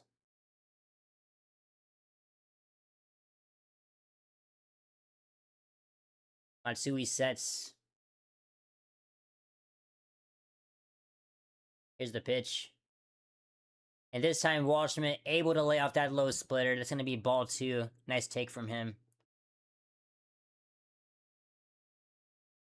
As the top of the order awaits if Waldschmidt can extend this inning, as Corbin Carroll is on deck.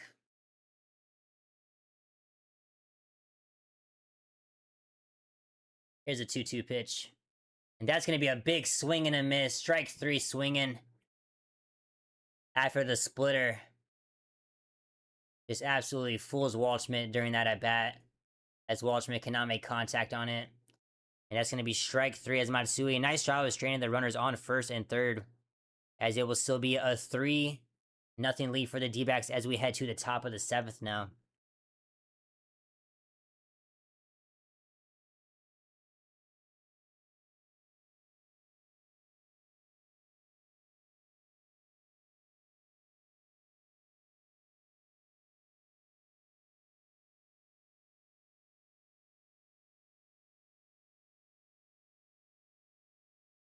Yeah, unfortunately, no, you're good, Jerry. You're good. Honestly, Waldschmidt was kind of just not looking the greatest during that at-bat anyway. He swung at like 3 pretty bad splitters. One was okay, but there was 2 splitters where it looked like he had no idea what to expect against Matsui there, so.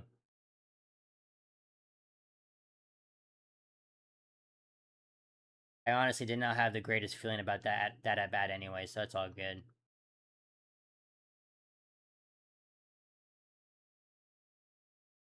And for the San Diego Padres, as we head to the top of the 7th. Oh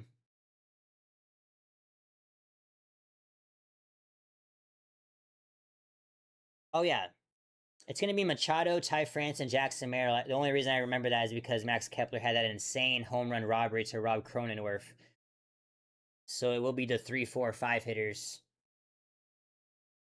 Looking at the hits for both teams, Padres 3 hits tonight. D-backs have 6 hits tonight.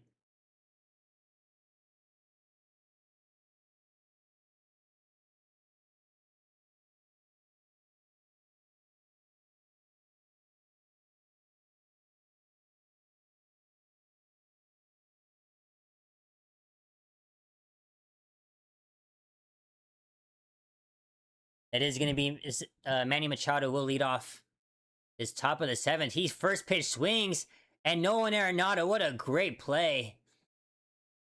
As that is vintage Nolan Arenado right there. As that was a slow chopper down the third base line.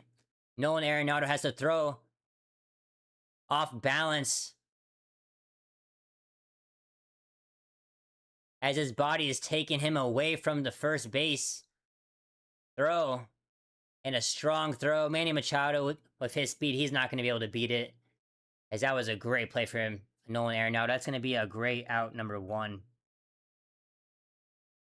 Honestly, at this point, when you see that kind of play from the Hall of Famer, the future Hall of Fame third baseman, it's kind of expected at this point. But still love to see it nonetheless. And here comes Ty France. He is down 0-2 early after fouling off that pitch.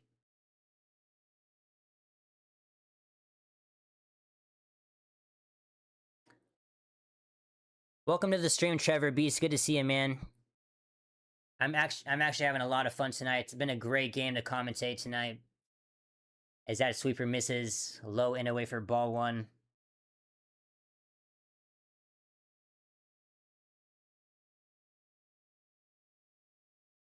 1 ball and 2 strikes to Ty France as he's going to foul that one away.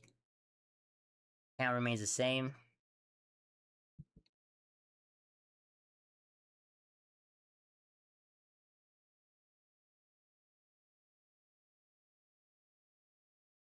One ball and 2 strikes to Ty France. Spot starts his motion. Here's the pitch. And that's going to miss downstairs on the curveball for ball 2.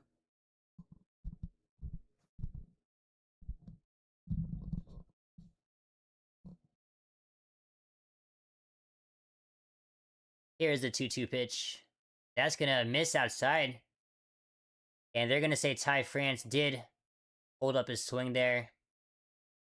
As he checks it, it's going to be full count. 3 balls and 2 strikes. Here's the pitch. And that's going to be a slow chopper down the third base line for a foul ball.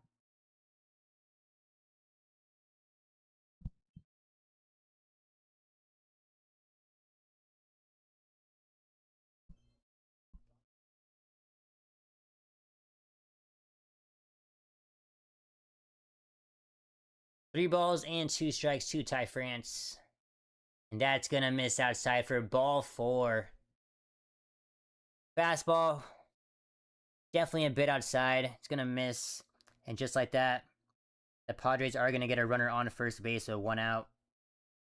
And Brandon Pfaadt still doing pretty solid with the pitch count in the 7th inning. He is approaching 80 pitches. He's at 78 right now, but still doing pretty solid for where he's at in the ballgame. He's going to bring up Jackson Merrill, though, as he swings at a first pitch changeup. He will come up empty, as that will be strike 1. Jackson Merrill, he is 1 for 2 tonight.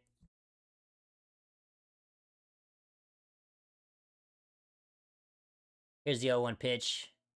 And that will be fouled. Just out of play for strike 2.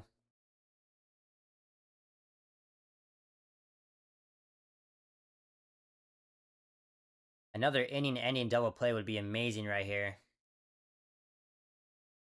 Might be tough, though, at Merrill's speed. Here is the 0-2 pitch to Jackson Merrill. That's going to miss upstairs for ball 1. Just a waste pitch right there.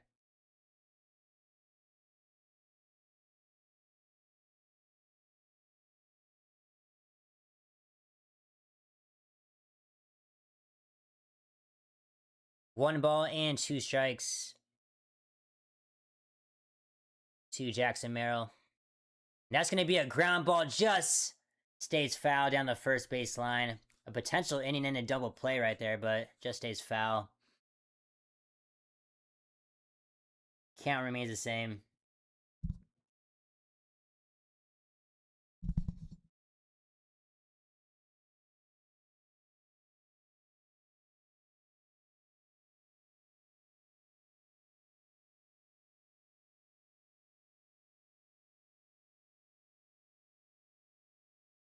Here is another 1-2 pitch to Jackson Merrill.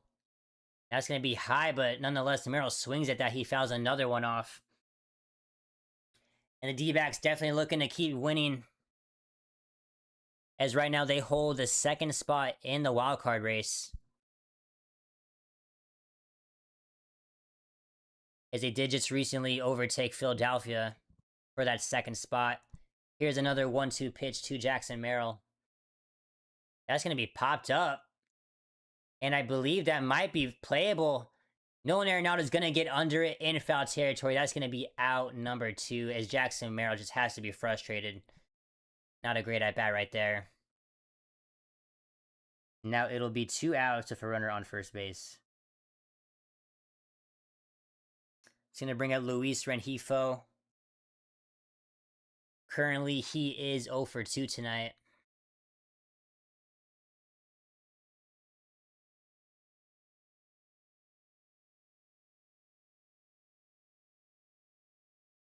Here is the first pitch to Rengifo. He's going to be first pitch swinging, fouls that one away for strike 1. And definitely, I think Brandon Pfaadt can go another inning. As long as this at bat is pretty quick, I think he can go another inning into the 8th. has not had any innings that have been 20 plus pitches, so definitely looking great so far at 85 pitches right now. Here is the 0-1 pitch, 2-run EFO. That's going to miss upstairs for ball one. 1 ball and 1 strike.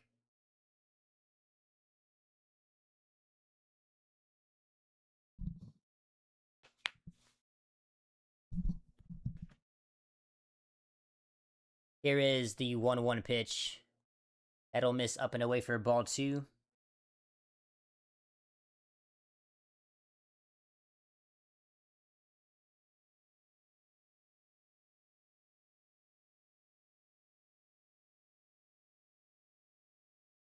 Two balls and 1 strike. And that will miss as well. That misses inside on the changeup for ball 3.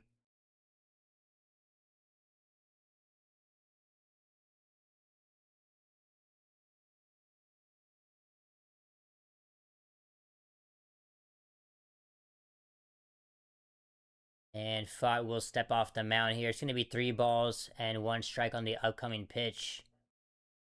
2 outs if a runner on first. Would just love to get him out right here to end the top of the 7th.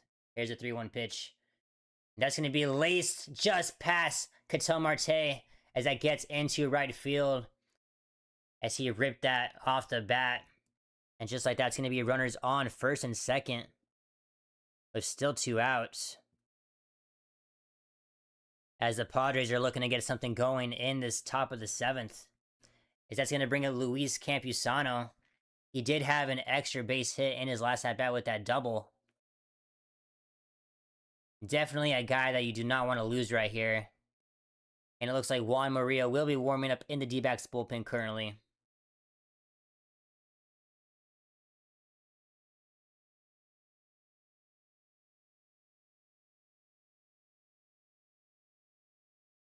As the pitching coach will come out to talk to Brandon Pfaadt. As I do want to say, unfortunately, if Brandon Pfaadt cannot get this batter right now, I do think they should take him out.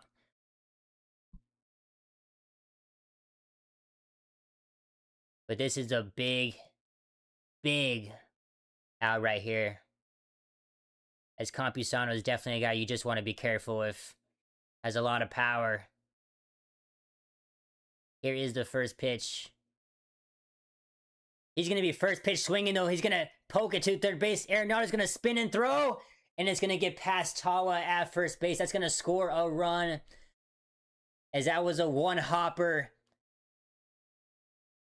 As Tim Tawa was not able to pick it. As it gets past his glove. And that is going to be a run scored for the Padres. It's going to be runners on the corners now with 2 outs still. As the Padres able to score a run. As the potential to end the top of the 7th and end any chance of the Padres scoring. Padres do get a run across there. And it's now still 2 outs. With runners on first and third. And it does look like that will be it for Brandon Pfaadt.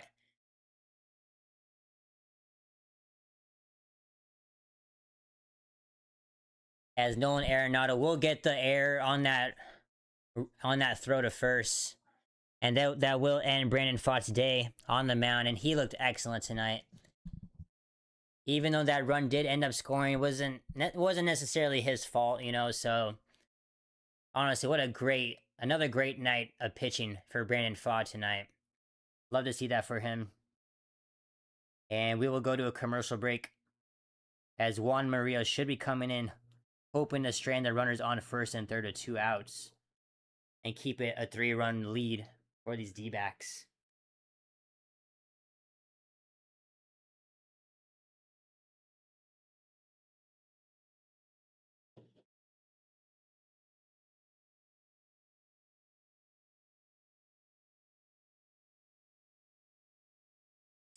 And it will now be Xander Bogaerts. After the commercial break, he will be coming up to hit. And even though he is batting in the 8th spot tonight, still a guy. I'm actually pretty surprised they moved Bogaerts that low in the lineup, but he must be in a bit of a slump as of late.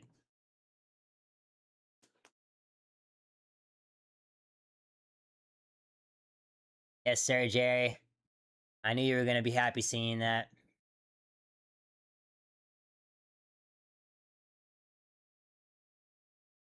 I hope your homework is going well, by the way, man.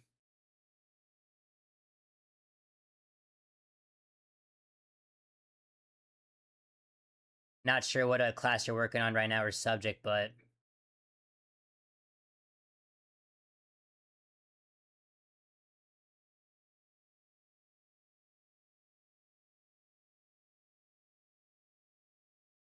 and as I mentioned, Juan Maria will be coming into pitch to relieve Brandon Pfaadt on the mound. Juan Maria, 2.62 ERA. He has looked a lot better recently. There was kind of a time as of late where he was kind of iffy, but he's definitely looked more like himself. Um, but he will be going against the right-handed hitter, Xander Bogaerts. Oh gosh, organic chemistry. That is that is not what I wanted to hear, but you are a trooper, man. Way to stay strong and finish that. And Bogarts is going to swing at the first pitch for strike one. It's going to be 0-1 to Xander Bogarts. This is a big at-bat right here. Here's the 0-1 pitch. And that's going to be another big strike. As that fastball just lands on the outside of the zone for strike two. Great job by Murillo so far.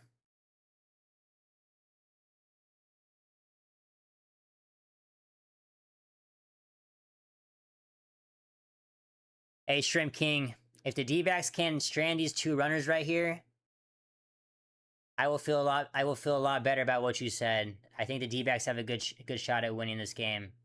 But this is a big at bat right here. It's going to be no balls and 2 strikes to Xander Bogaerts. Runners on the corners. Here's the pitch. And that's going to be a swing and a miss. 100 miles per hour. As Xander Bogaerts cannot catch up to that pitch. He's going to swing and miss at that one. As Juan Maria comes into the game, strands the runners on the corners. And that's going to be a big out number 3 as we will head to the bottom of the 7th. One run does come across the score for the Padres, but that will be it. As it'll be a 3-run lead as we head into the bottom of the 7th. A great job by Juan Maria right there.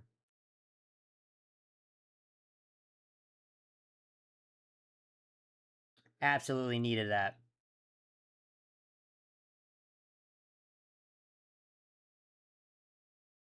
Yes, sir, Trevor. 100 miles per hour.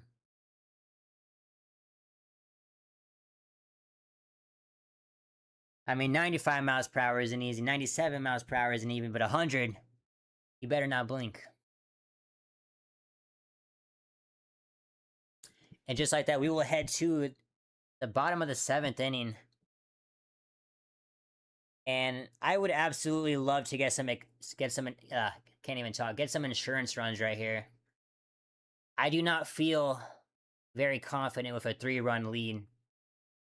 I mean, as long as Paul Sewald doesn't come out to pitch, that will definitely help me feel a lot more confident, but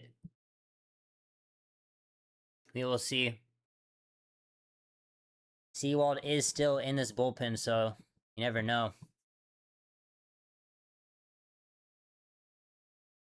But yeah, I don't feel confident with a 3-run lead no matter what, so I definitely would like the D-backs to score a little bit more.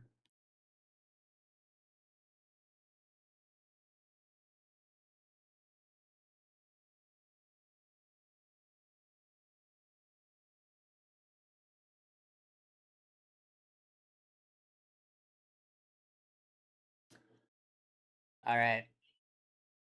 And it looks like Corbin Carroll will get the bottom of the 7th going with Perdomo behind him and Max Kepler in the hole as he fouls off the first pitch. As Corbin Carroll is 0 for 3 tonight.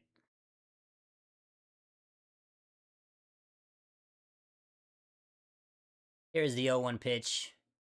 And that's going to be fouled. As that pitch absolutely jammed Corbin Carroll. Had to rattle his hands a bit there on that swing. Gonna be no balls and 2 strikes after the foul ball.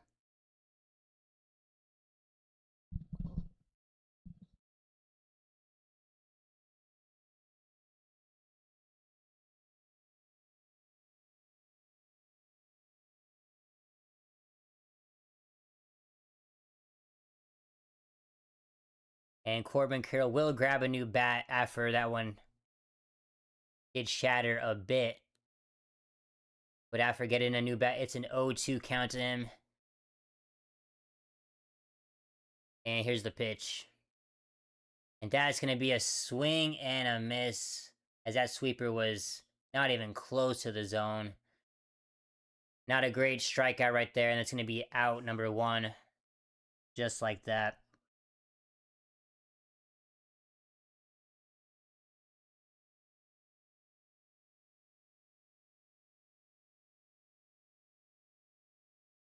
That will now bring up Geraldo Perdomo. Batting from the right hand side this time with a lefty on the mound. And he will swing at the first pitch. Come up empty, strike 1. Perdomo having a pretty great day at the plate today. 2 for 3 with 2 singles. Here's the 0-1 pitch. And that's going to miss. Low and away for ball 1 on the splitter.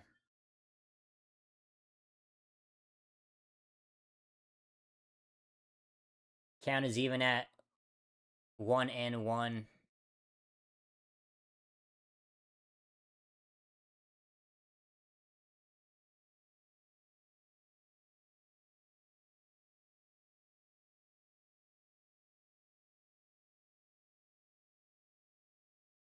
Dang it, it happened again. I do apologize. I have a setting on my Xbox where if I do not touch the controller, it will turn off. And it gave me a warning, but most of the time I absolutely forget. And then my Xbox just shuts off and I'm like, okay.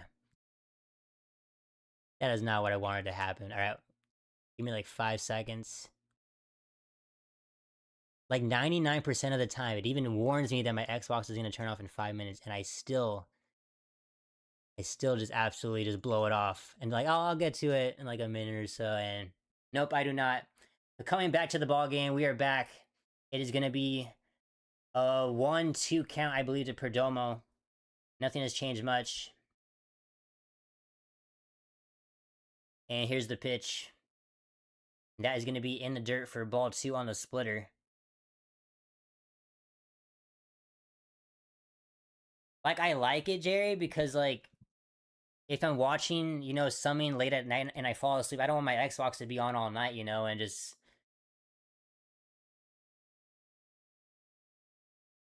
on for no reason, you know.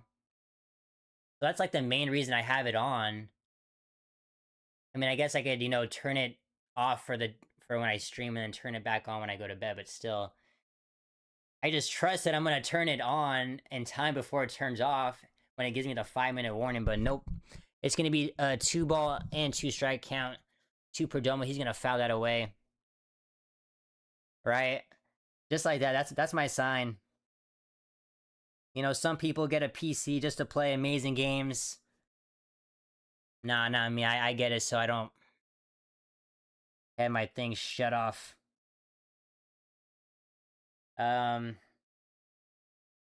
It's still going to be an even count, though, at 2 balls and 2 strikes to Geraldo Perdomo, 1 out.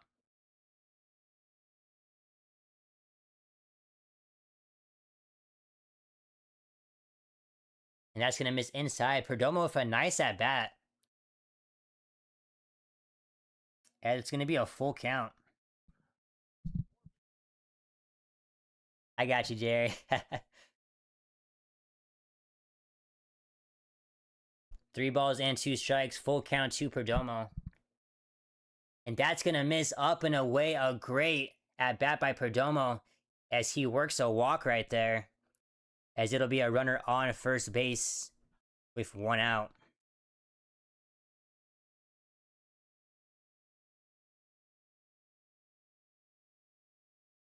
It's so weird, Jerry. For the longest time, I honestly just assumed you You were a console player. I'm sure you were at some point, but for some reason I just assumed you still were.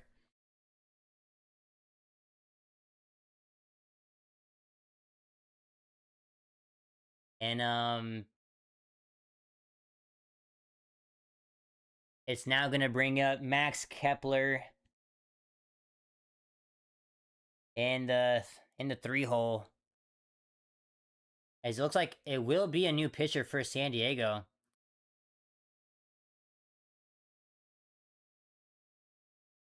As that will be it for Matsui. It's gonna be Jeremiah Estrada coming out to relieve him as we go to a commercial break. Ildemaro Vargas will actually be pinch hitting. It will not be Max Kepler. If the broadcast was right from what I just saw, it will be Ildemaro Vargas. As it looks like Torey Lavello, the D-backs manager, will be trying to play the matchup game right now.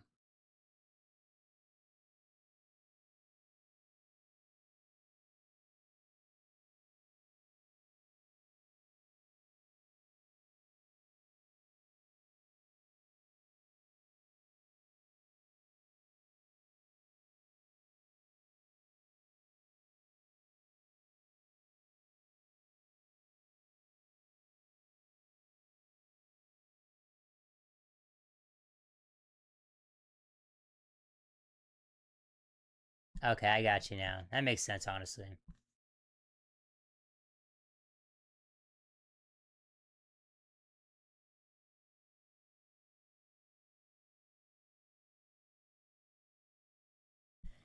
Have you gotten a chance to play the? I heard that new Halo, um, that Halo 1 remastered game just came out. I haven't played it, but the graphics look insane. I mean, obviously Halo 1 came out, so long ago, so I mean, it makes sense for it to be a big difference, graphics wise, but when I saw like a few cutscenes, I was like, wow.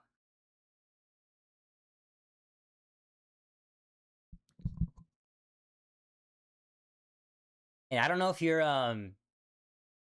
were a Gears of War player growing up too, but especially when Gears of War 3 came out, that was one of my favorite games. And ever since um after Gears of War 3, I definitely kind of strayed away from those games as they kind of weren't the best. But the new Gears of War, E-Day, that looks pretty good, I'm not gonna lie. It's gonna bring up Ildemaro Vargas though. He will pinch hit for Max Kepler. He takes a ball upstairs. I knew you loved Halo. I knew it. I knew it. I had a feeling. I knew there was somebody growing up with that I went to high school with that loved Halo, and I had a feeling it was you. That's funny. Ildemaro Vargas. He swings at that pitch up high. It's gonna be 1 ball and 1 strike.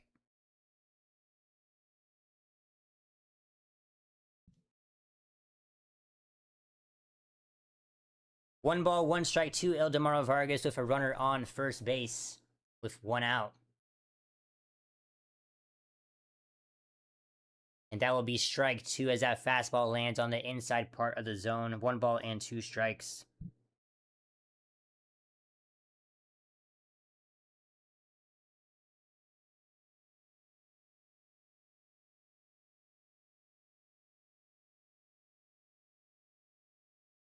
That's going to be a ground ball. It's going to go to Cronenworth at second. He's going to throw to Bogart at second. At second. And Vargas is just going to beat that one out at first base. A potential double play to end the inning, but Vargas just able to beat it out at first. And it will be 2 outs, but still there will be a runner at first base. And it's going to bring up Ketel Marte with 2 outs and a runner at first. Dang, Jerry. 2.36 KD. That's insane.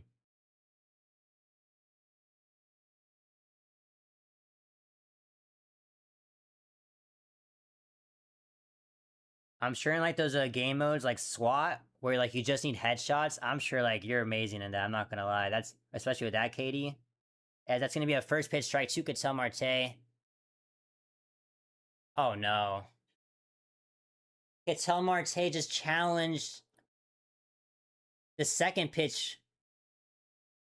He thought it was a ball, but that was well in the zone. That was not even close. And just like that, the D-backs will burn their last challenge. That's going to be an easy strike too.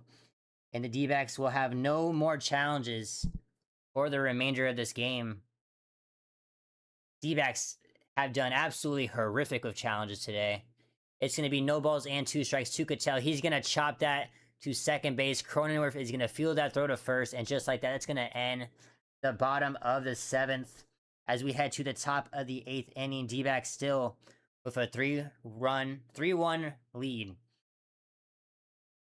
And like I mentioned, I definitely don't feel confident with this lead, so I'm just hoping that the bullpen can just come up clutch the rest of this ball game, just throw up some zeros, and D-backs fans just go home happy.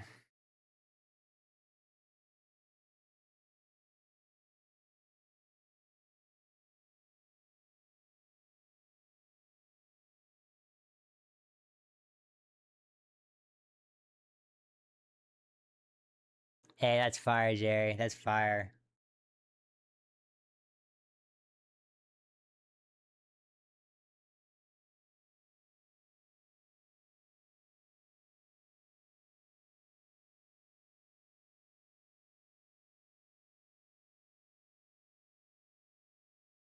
Yeah, personally for me, my Halo story, it's definitely not as deep as you, so I'm not even gonna compare. But in sixth grade, um, we obviously didn't go to the same school, but in sixth grade, I met some friends and they convinced me to get an Xbox 360. And at the time, Halo Reach was out at the time. And I know like Halo Reach isn't known for being one of the best Halos out there. But for me, it being my first Halo, I absolutely fell in love with it. Um like the campaign, I know it wasn't the best compared to other Halos, but like I just had so much fun with the multiplayer. It was my first like multiplayer experience on Xbox. Um Especially like the custom games, playing Hot Pursuit was so much fun. Um I just have so many great memories from that game, and it absolutely was like the first multiplayer game for me, and kind of just set the ground for the rest of my multiplayer games on Xbox. That's gonna bring up Song though in the top of the eighth as he takes the ball. It looks like Juan Mario. He is gonna come back out for the top of the eighth on the mound. Here's the 1-0 pitch, and that will miss outside for ball two.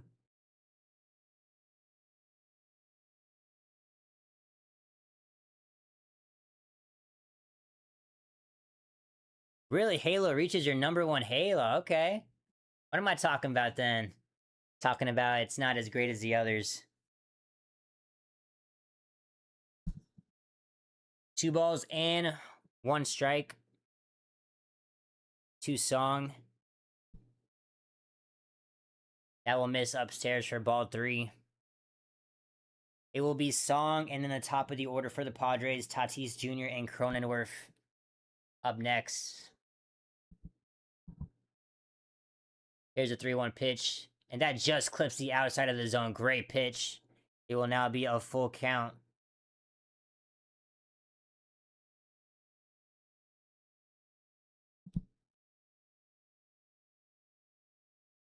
And that's going to be a ground ball right up the middle. It's going to get into center field. And just like that, the Padres get a lead-off base hit to get this top of the eighth going. And like I mentioned, this is why I wanted the D-backs to score a little bit more. And now the top of the order comes up with runner on first base. All right, a little bit nervous. I appreciate that, Jerry.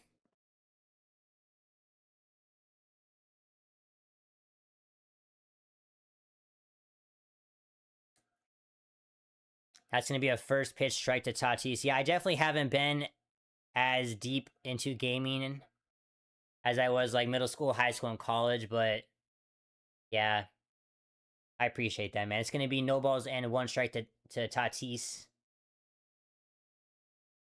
That's gonna miss upstairs for ball one. And with Tatis's speed, I think it's safe to rule out that a double play is out of question. Um,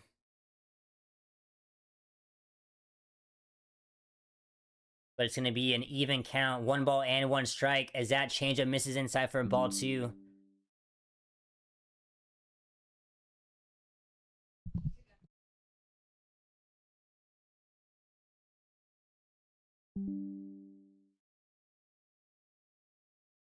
Here's a 2-1 pitch. That's going to be a swing and a miss on the changeup. It's going to be 2 balls and 2 strikes. As getting Tatis Jr. without number 1, that would be huge right here. Count is even at 2 balls and 2 strikes, as I mentioned. Murillo sets. Here's the pitch. That's going to be a swing and a miss. 100 miles per hour on the fastball. Was not in the zone, but still Tatis chases at it. And that's going to be a big out, number 1, in the top of the 8th inning. As Tatis has just not looked great at the plate tonight. It's going to be a big out, number 1. It's going to bring up Jake Cronenworth.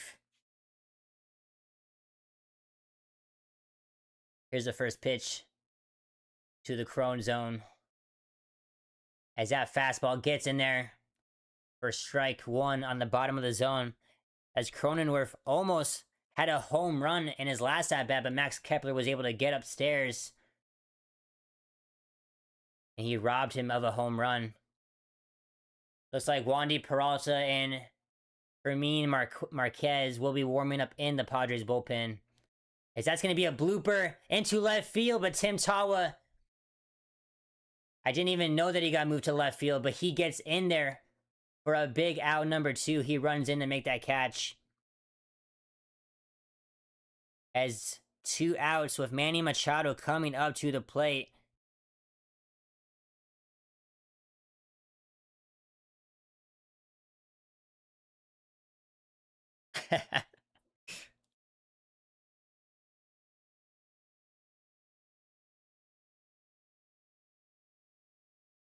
And Manny Machado swings at the first pitch, right down the middle, but cannot catch up to it. He fouls that one off for strike 1.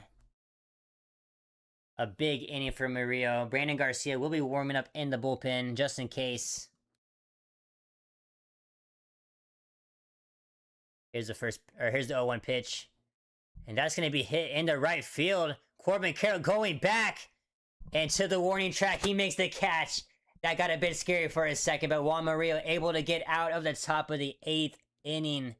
And just like that, we are going to the bottom of the 8th, as the Padres will have one more chance to score at least 2 runs. Hopefully the D-backs can score some insurance runs right here in the bottom of the 8th.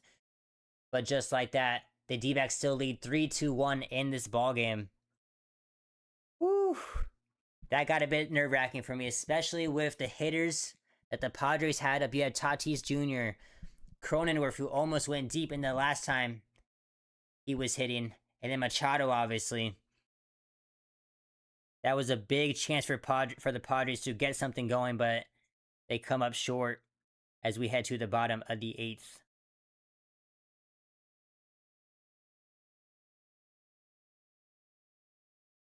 Yes, sir, Trevor. That got nerve-wracking, huh?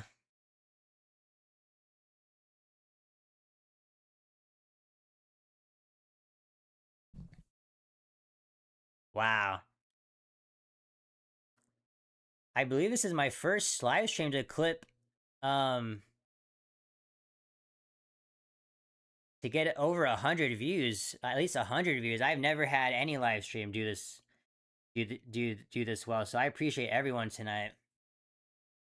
It's been a great stream tonight. I'm hoping the D-backs can close it out with a great win, but once again, I really appreciate each and every one of you guys for the support tonight. You guys are amazing, each and every one of you. I mentioned this time and time again in these streams, but obviously the main goal is just to commentate these games live. But I also love talking to you guys in the chat. You know, it makes for when the games it's like a blowout game, or like if it's like a non-competitive game, you know, talking to you guys in the chat just makes it a whole lot better. But when it's a competitive game like it is tonight, you know, great things happening, and I have you guys in the chat, it just makes it even better. I appreciate that, Trevor. Yeah, Trevor, if you're new here tonight, I'm still fairly new to commentating, so I'm still trying to find my way with, like, you know, getting my sentences out smoothly, getting the words out clearly. Sometimes I say weird stuff that doesn't even make sense because I'm just trying to, you know, get my words out quick. But I started about like 2-3 weeks ago, so I appreciate the support, Trevor, and you as well, Jerry. You guys have been awesome tonight. And just like that, it's going to be 2 balls and no strikes to Nolan Arenado to get this bottom of the 8th inning going. As that is... Dude, this umpire, what is going on with him? Are you hungry and just want to go eat dinner after this ball game? That was a terrible strike call. And that's just like that. That ball is going to be laced into right field. It does not matter. A great opposite field hit for Nolan Arenado as he takes it the other way. Great contact right there. And that's going to be a lead-off single for Nolan Arenado. Runner on first base and no outs.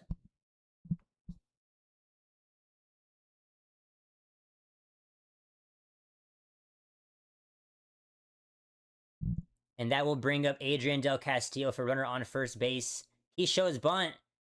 And it looks like that will pay off, as Nolan Arenado is going to be able to get into second base after the sacrifice bunt is effective. As it will be 1 out with now a runner on second base. What a great bunt by Del Castillo. And now the D-backs with a chance to extend this lead. This would be huge this inning. Going into the top of the 9th, with the last chance for San Diego to tie it at least, getting another run right here would be huge. That's going to bring up Tim Tawa as he takes a first pitch strike on the changeup.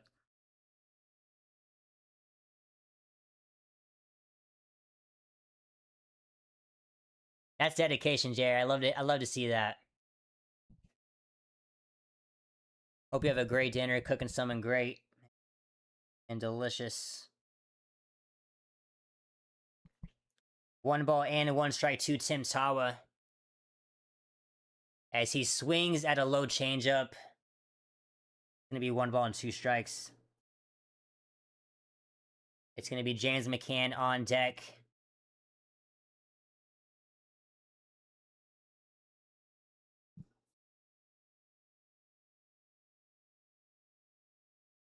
And that will miss low for ball 2.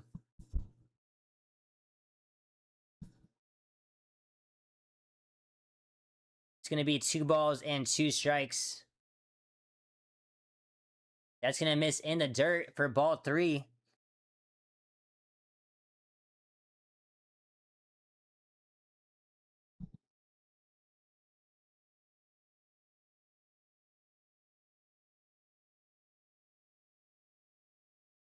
Three balls and 2 strikes to Tim Tawa. Runner on second base with 1 out. And that's going to be a ground ball. It's going to get... And Bogaerts is not going to come out with it cleanly. He dives for it. He stops it from going into the outfield, but still cannot come out with it cleanly. And that's going to be a base hit for Tim Tawa. His 3rd hit tonight. It's going to be runners on the corners now, as that was a great effort by Xander Bogaerts at shortstop, as he's able to knock it down, saves a potential run, as the runner does have to stop at third base, but still no out was made on that play. And as I mentioned, it's going to be runners on the corners with still 1 out. That's going to bring up James McCann now.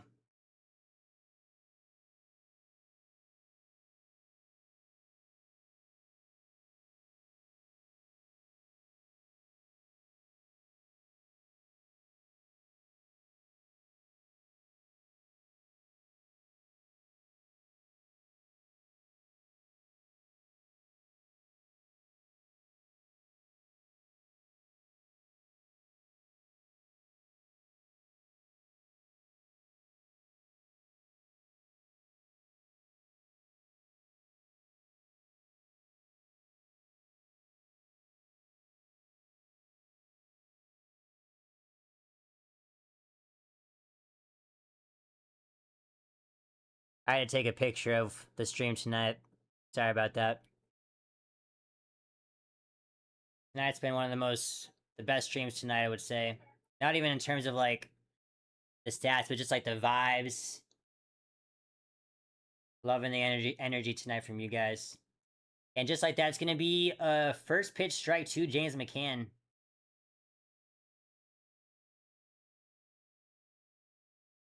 That's going to be ripped into left field by James McCann. That's going to go all the way to the wall. Arenado will score. Tim Tawa is going to be stopped at third base, but nonetheless, a great rip by James McCann right there. He's going to get into second base with a double, and just like that, the D-backs extend their lead 4-1. As he lined that into left field. And that's absolutely what the D-backs needed. That's going to make me feel a lot more confident about the rest of this ball game. And now we still have runners on second and third base with still one out. As the D-backs take a 4-1 lead. That's going to bring up Jorge Barrosa. He shows bunt and fouls that one off. For strike one.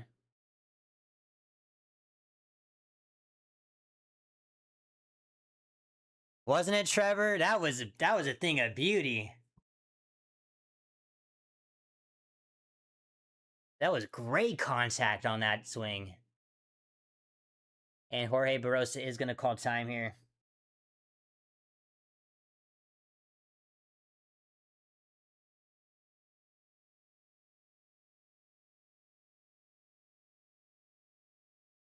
And that is going to miss upstairs for ball one.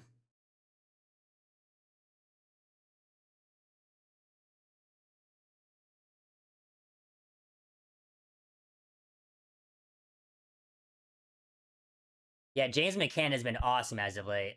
Not surprised there. And Barrosa is going to foul that one off once more as he tries laying down a bunt, but cannot poke it out into fair territory. It's going to be 1 ball and 2 strikes.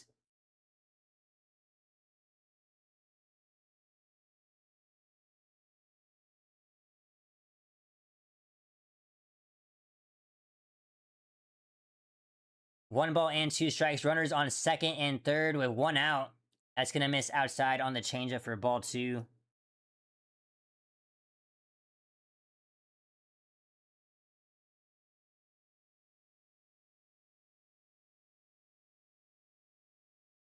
Two balls and 2 strikes to Jorge Barrosa. That's going to be hit into center field. That's absolutely going to be deep enough for the sacrifice fly. Tawa is hustling home, and that will be an RBI sacrifice fly for Jorge Barrosa. You love to see that. As that ball definitely got deep enough, almost made it to the warning track in center. And just like that, the D-backs score another run in the bottom of the 8th, as they are now leading 5-1. And also, James McCann was able to advance as well. It'll be 2 outs with a runner on third of Corbin Carroll up to bat.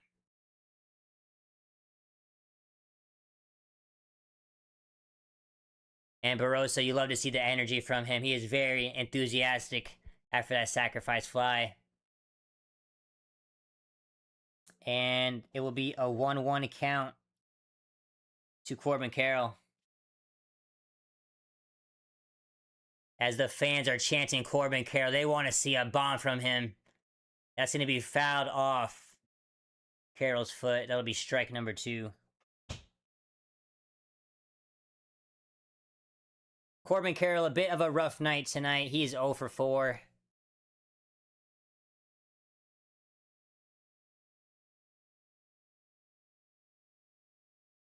Going to be 1 ball and 2 strikes to Corbin Carroll. That's going to miss inside for ball 2 on the slider.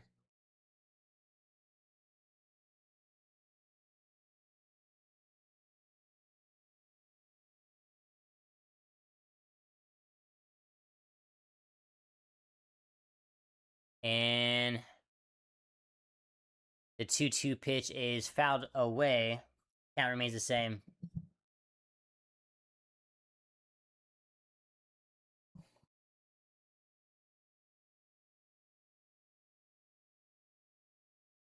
Here's a 2-2 pitch. That will miss inside for ball 3. It'll be a full count. Pitch coming up to Corbin Carroll as Geraldo Perdomo awaits on deck. Here's the pitch. And Corbin's jam. He might be able to beat this out at first and is just thrown out. As he jams it up the middle. And they just get him out at first base, even with Corbin's speed. But nonetheless, the D-backs get 2 insurance runs to extend this lead 5-1, as that will end the 8th inning as we head to the top of the 9th. As the D-backs are 3 outs away from taking Game 1 of this series. Would love to see a win tonight. And I'm assuming it's going to be Brandon Garcia who will be coming in to pitch tonight. To close out this game, we'll see.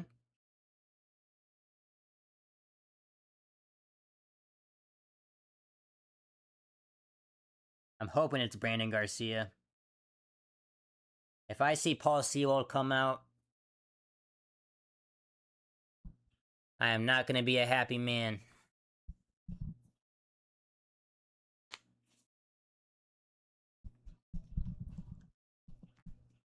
And I hate to say it because, like, he seems like such a nice guy, you know, so, like, I'm just talking about him as a player, obviously, but after the last 2 to 3 appearances he's been in, I can't have him in these close games anymore. It's not worth it.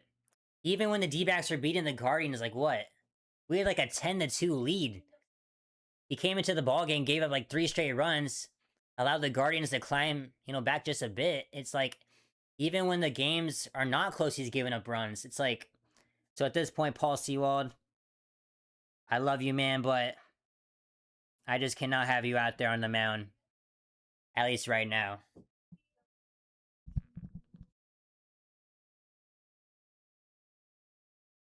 I do see a lefty on the mound. It's kind of zoomed out from the mound right now, but I do spy a lefty, so that's a good sign.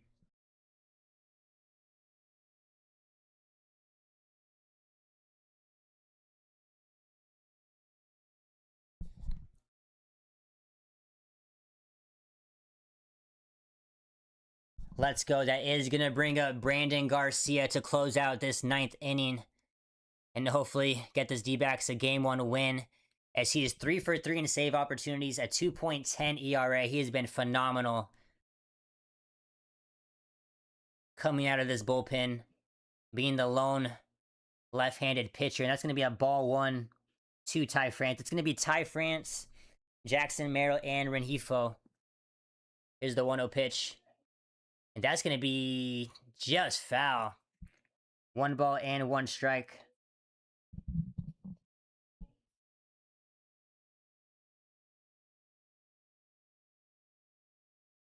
And that person that was worried about the Padres losing, it's not looking great right now. 1 ball and 1 strike. That's going to be a swing and a miss for strike 2 on the sinker up top. I know when I told you not to worry, it was like the 5th or 6th inning. So there was genuinely like a lot of ball left to be played, but now it's going to take a lot for the Padres to come back. That's going to miss downstairs as Ty France is able to check his swing. It's going to be 2 balls and 2 strikes.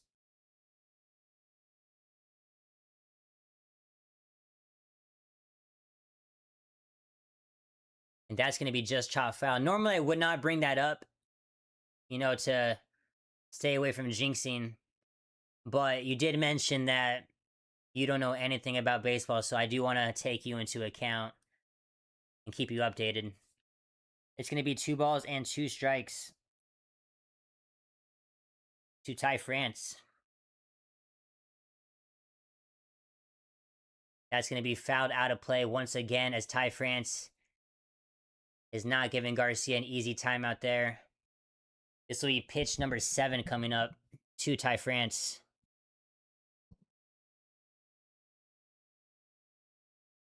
Here's a 2-2 pitch. That's going to be flied out to right center.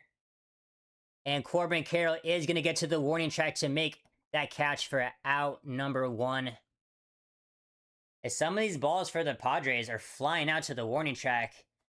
Kind of giving me a scare for a second, but they're just dying at the warning track. That's going to be out number 1. It's going to bring up Jackson Merrill. That will be a strike. On the inside part of the zone, Jackson Merrill did not like that. He's going to challenge it, but I think he's going to lose. And he is going to lose. It's going to be strike 1 as that cutter just nails the inside part of the zone for strike 1. You might as well challenge that with 2 challenges left, 2 outs potentially left. No balls into 1 strike 2, Jackson Merrill. And that is going to be a swing and a miss on the outside sweeper. Not close at all. It's going to be strike number 2.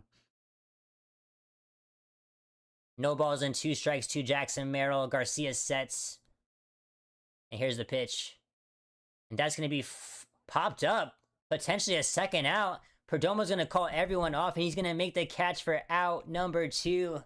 It's looking great for these D-backs and Brandon Garcia, as the D-backs are 1 out away from taking Game 1 in this 4-game series. As Luis Rengifo will be the last chance for San Diego. He is 1 for 3 today.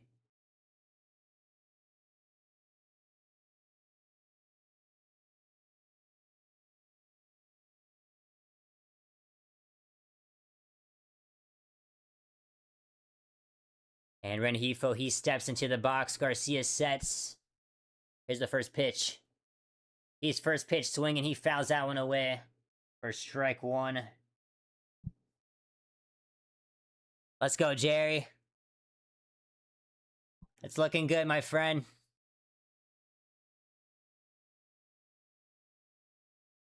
No balls in 1 strike. Here's the pitch. That's going to be a ground ball. Perdomo's going to field it. He throws off balance, and he's going to get it to first for out number 3. And just like that, the D-backs get the final out. In the top of the 9th, Brandon Garcia comes in and shuts it down. And just like that, the D-backs take Game 1 in this 4-game series against the San Diego Padres. Is all around. This was a great win for these D-backs. A great day at the plate by the offense. The D-backs defense came in and made some great plays in the infield. Max Kepler robs a home run from Jake Cronenworth in left field. The bullpen, Juan Murillo, came in and pitched a very clutch inning as he had to deal with Tatis, Cronenworth, and Machado. With a runner on base, and even if it's just 1 runner, that could get a little scary with those hitters. And then Brandon Garcia comes in, the lefty, and he shuts it down to give the D-backs a Game 1 win tonight at Chase Field in Phoenix, Arizona. Let's go, Jerry. Let's go, Trevor. As the vibes were absolutely immaculate tonight in the ball game, in the stream tonight.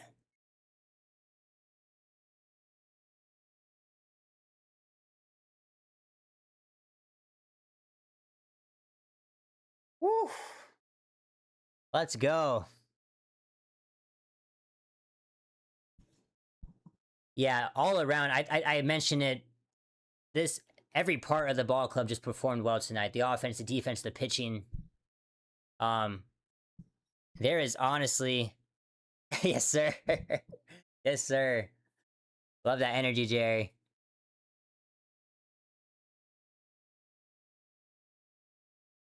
Hey, we're looking good. We have been on a very, very great tear as of late.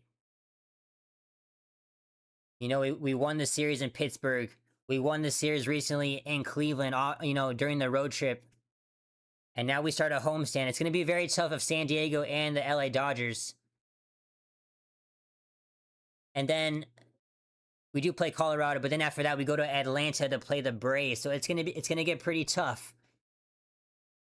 But with how we've been playing recently, I'm not really worried. I'm not going to lie. We're looking good right now. With that being said, I honestly don't have much to say about this ball game. A great showing all around. Tim Tawa cranked one to left field to get this D-backs offense going. Max Kepler robs one. Robs a home run from Jake Cronenworth. Brandon Pfaadt was phenomenal once again on the mound. He has looked amazing after coming out of AAA recently again. So proud of him. And the bullpen, Juan Murillo, Brandon Garcia were just excellent. To throw up zeros once Brandon Pfaadt came out of this ball game. And right now they are interviewing Tim Tawa as he was the play of the game. 3 for 4 at the plate with a 3-run shot. Love to see that. But with that being said, I do believe that's going to do it for me tonight. I did mention this in the last stream. I am going to start putting out, because I'm not going to stream every single game. There are times where my schedule just does not work with it. And so unfortunately, tomorrow is a day where I will not be streaming. My schedule just does not align with the game tomorrow night. So I will be putting out a community post tomorrow about what games I will not be streaming. But I will be back Wednesday night for Game 3 of this series. And I will also be streaming Game 4. So this will be tomorrow's game will be the only game I will not be covering in this San Diego series. So sorry, Jerry, about that. I know, I'm sorry. I will message you why, but nonetheless, I'm very excited to be back Wednesday night. You guys were amazing in the chat tonight. I will say it again. I am here to live commentate ball games. But talking ball with you guys in the chat, even talking about video games, that was a first for me, talking about that in the chat, and I loved every second of that. So, for those who were active, for those who are watching the stream but you know, you didn't chat, I really encourage you to chat.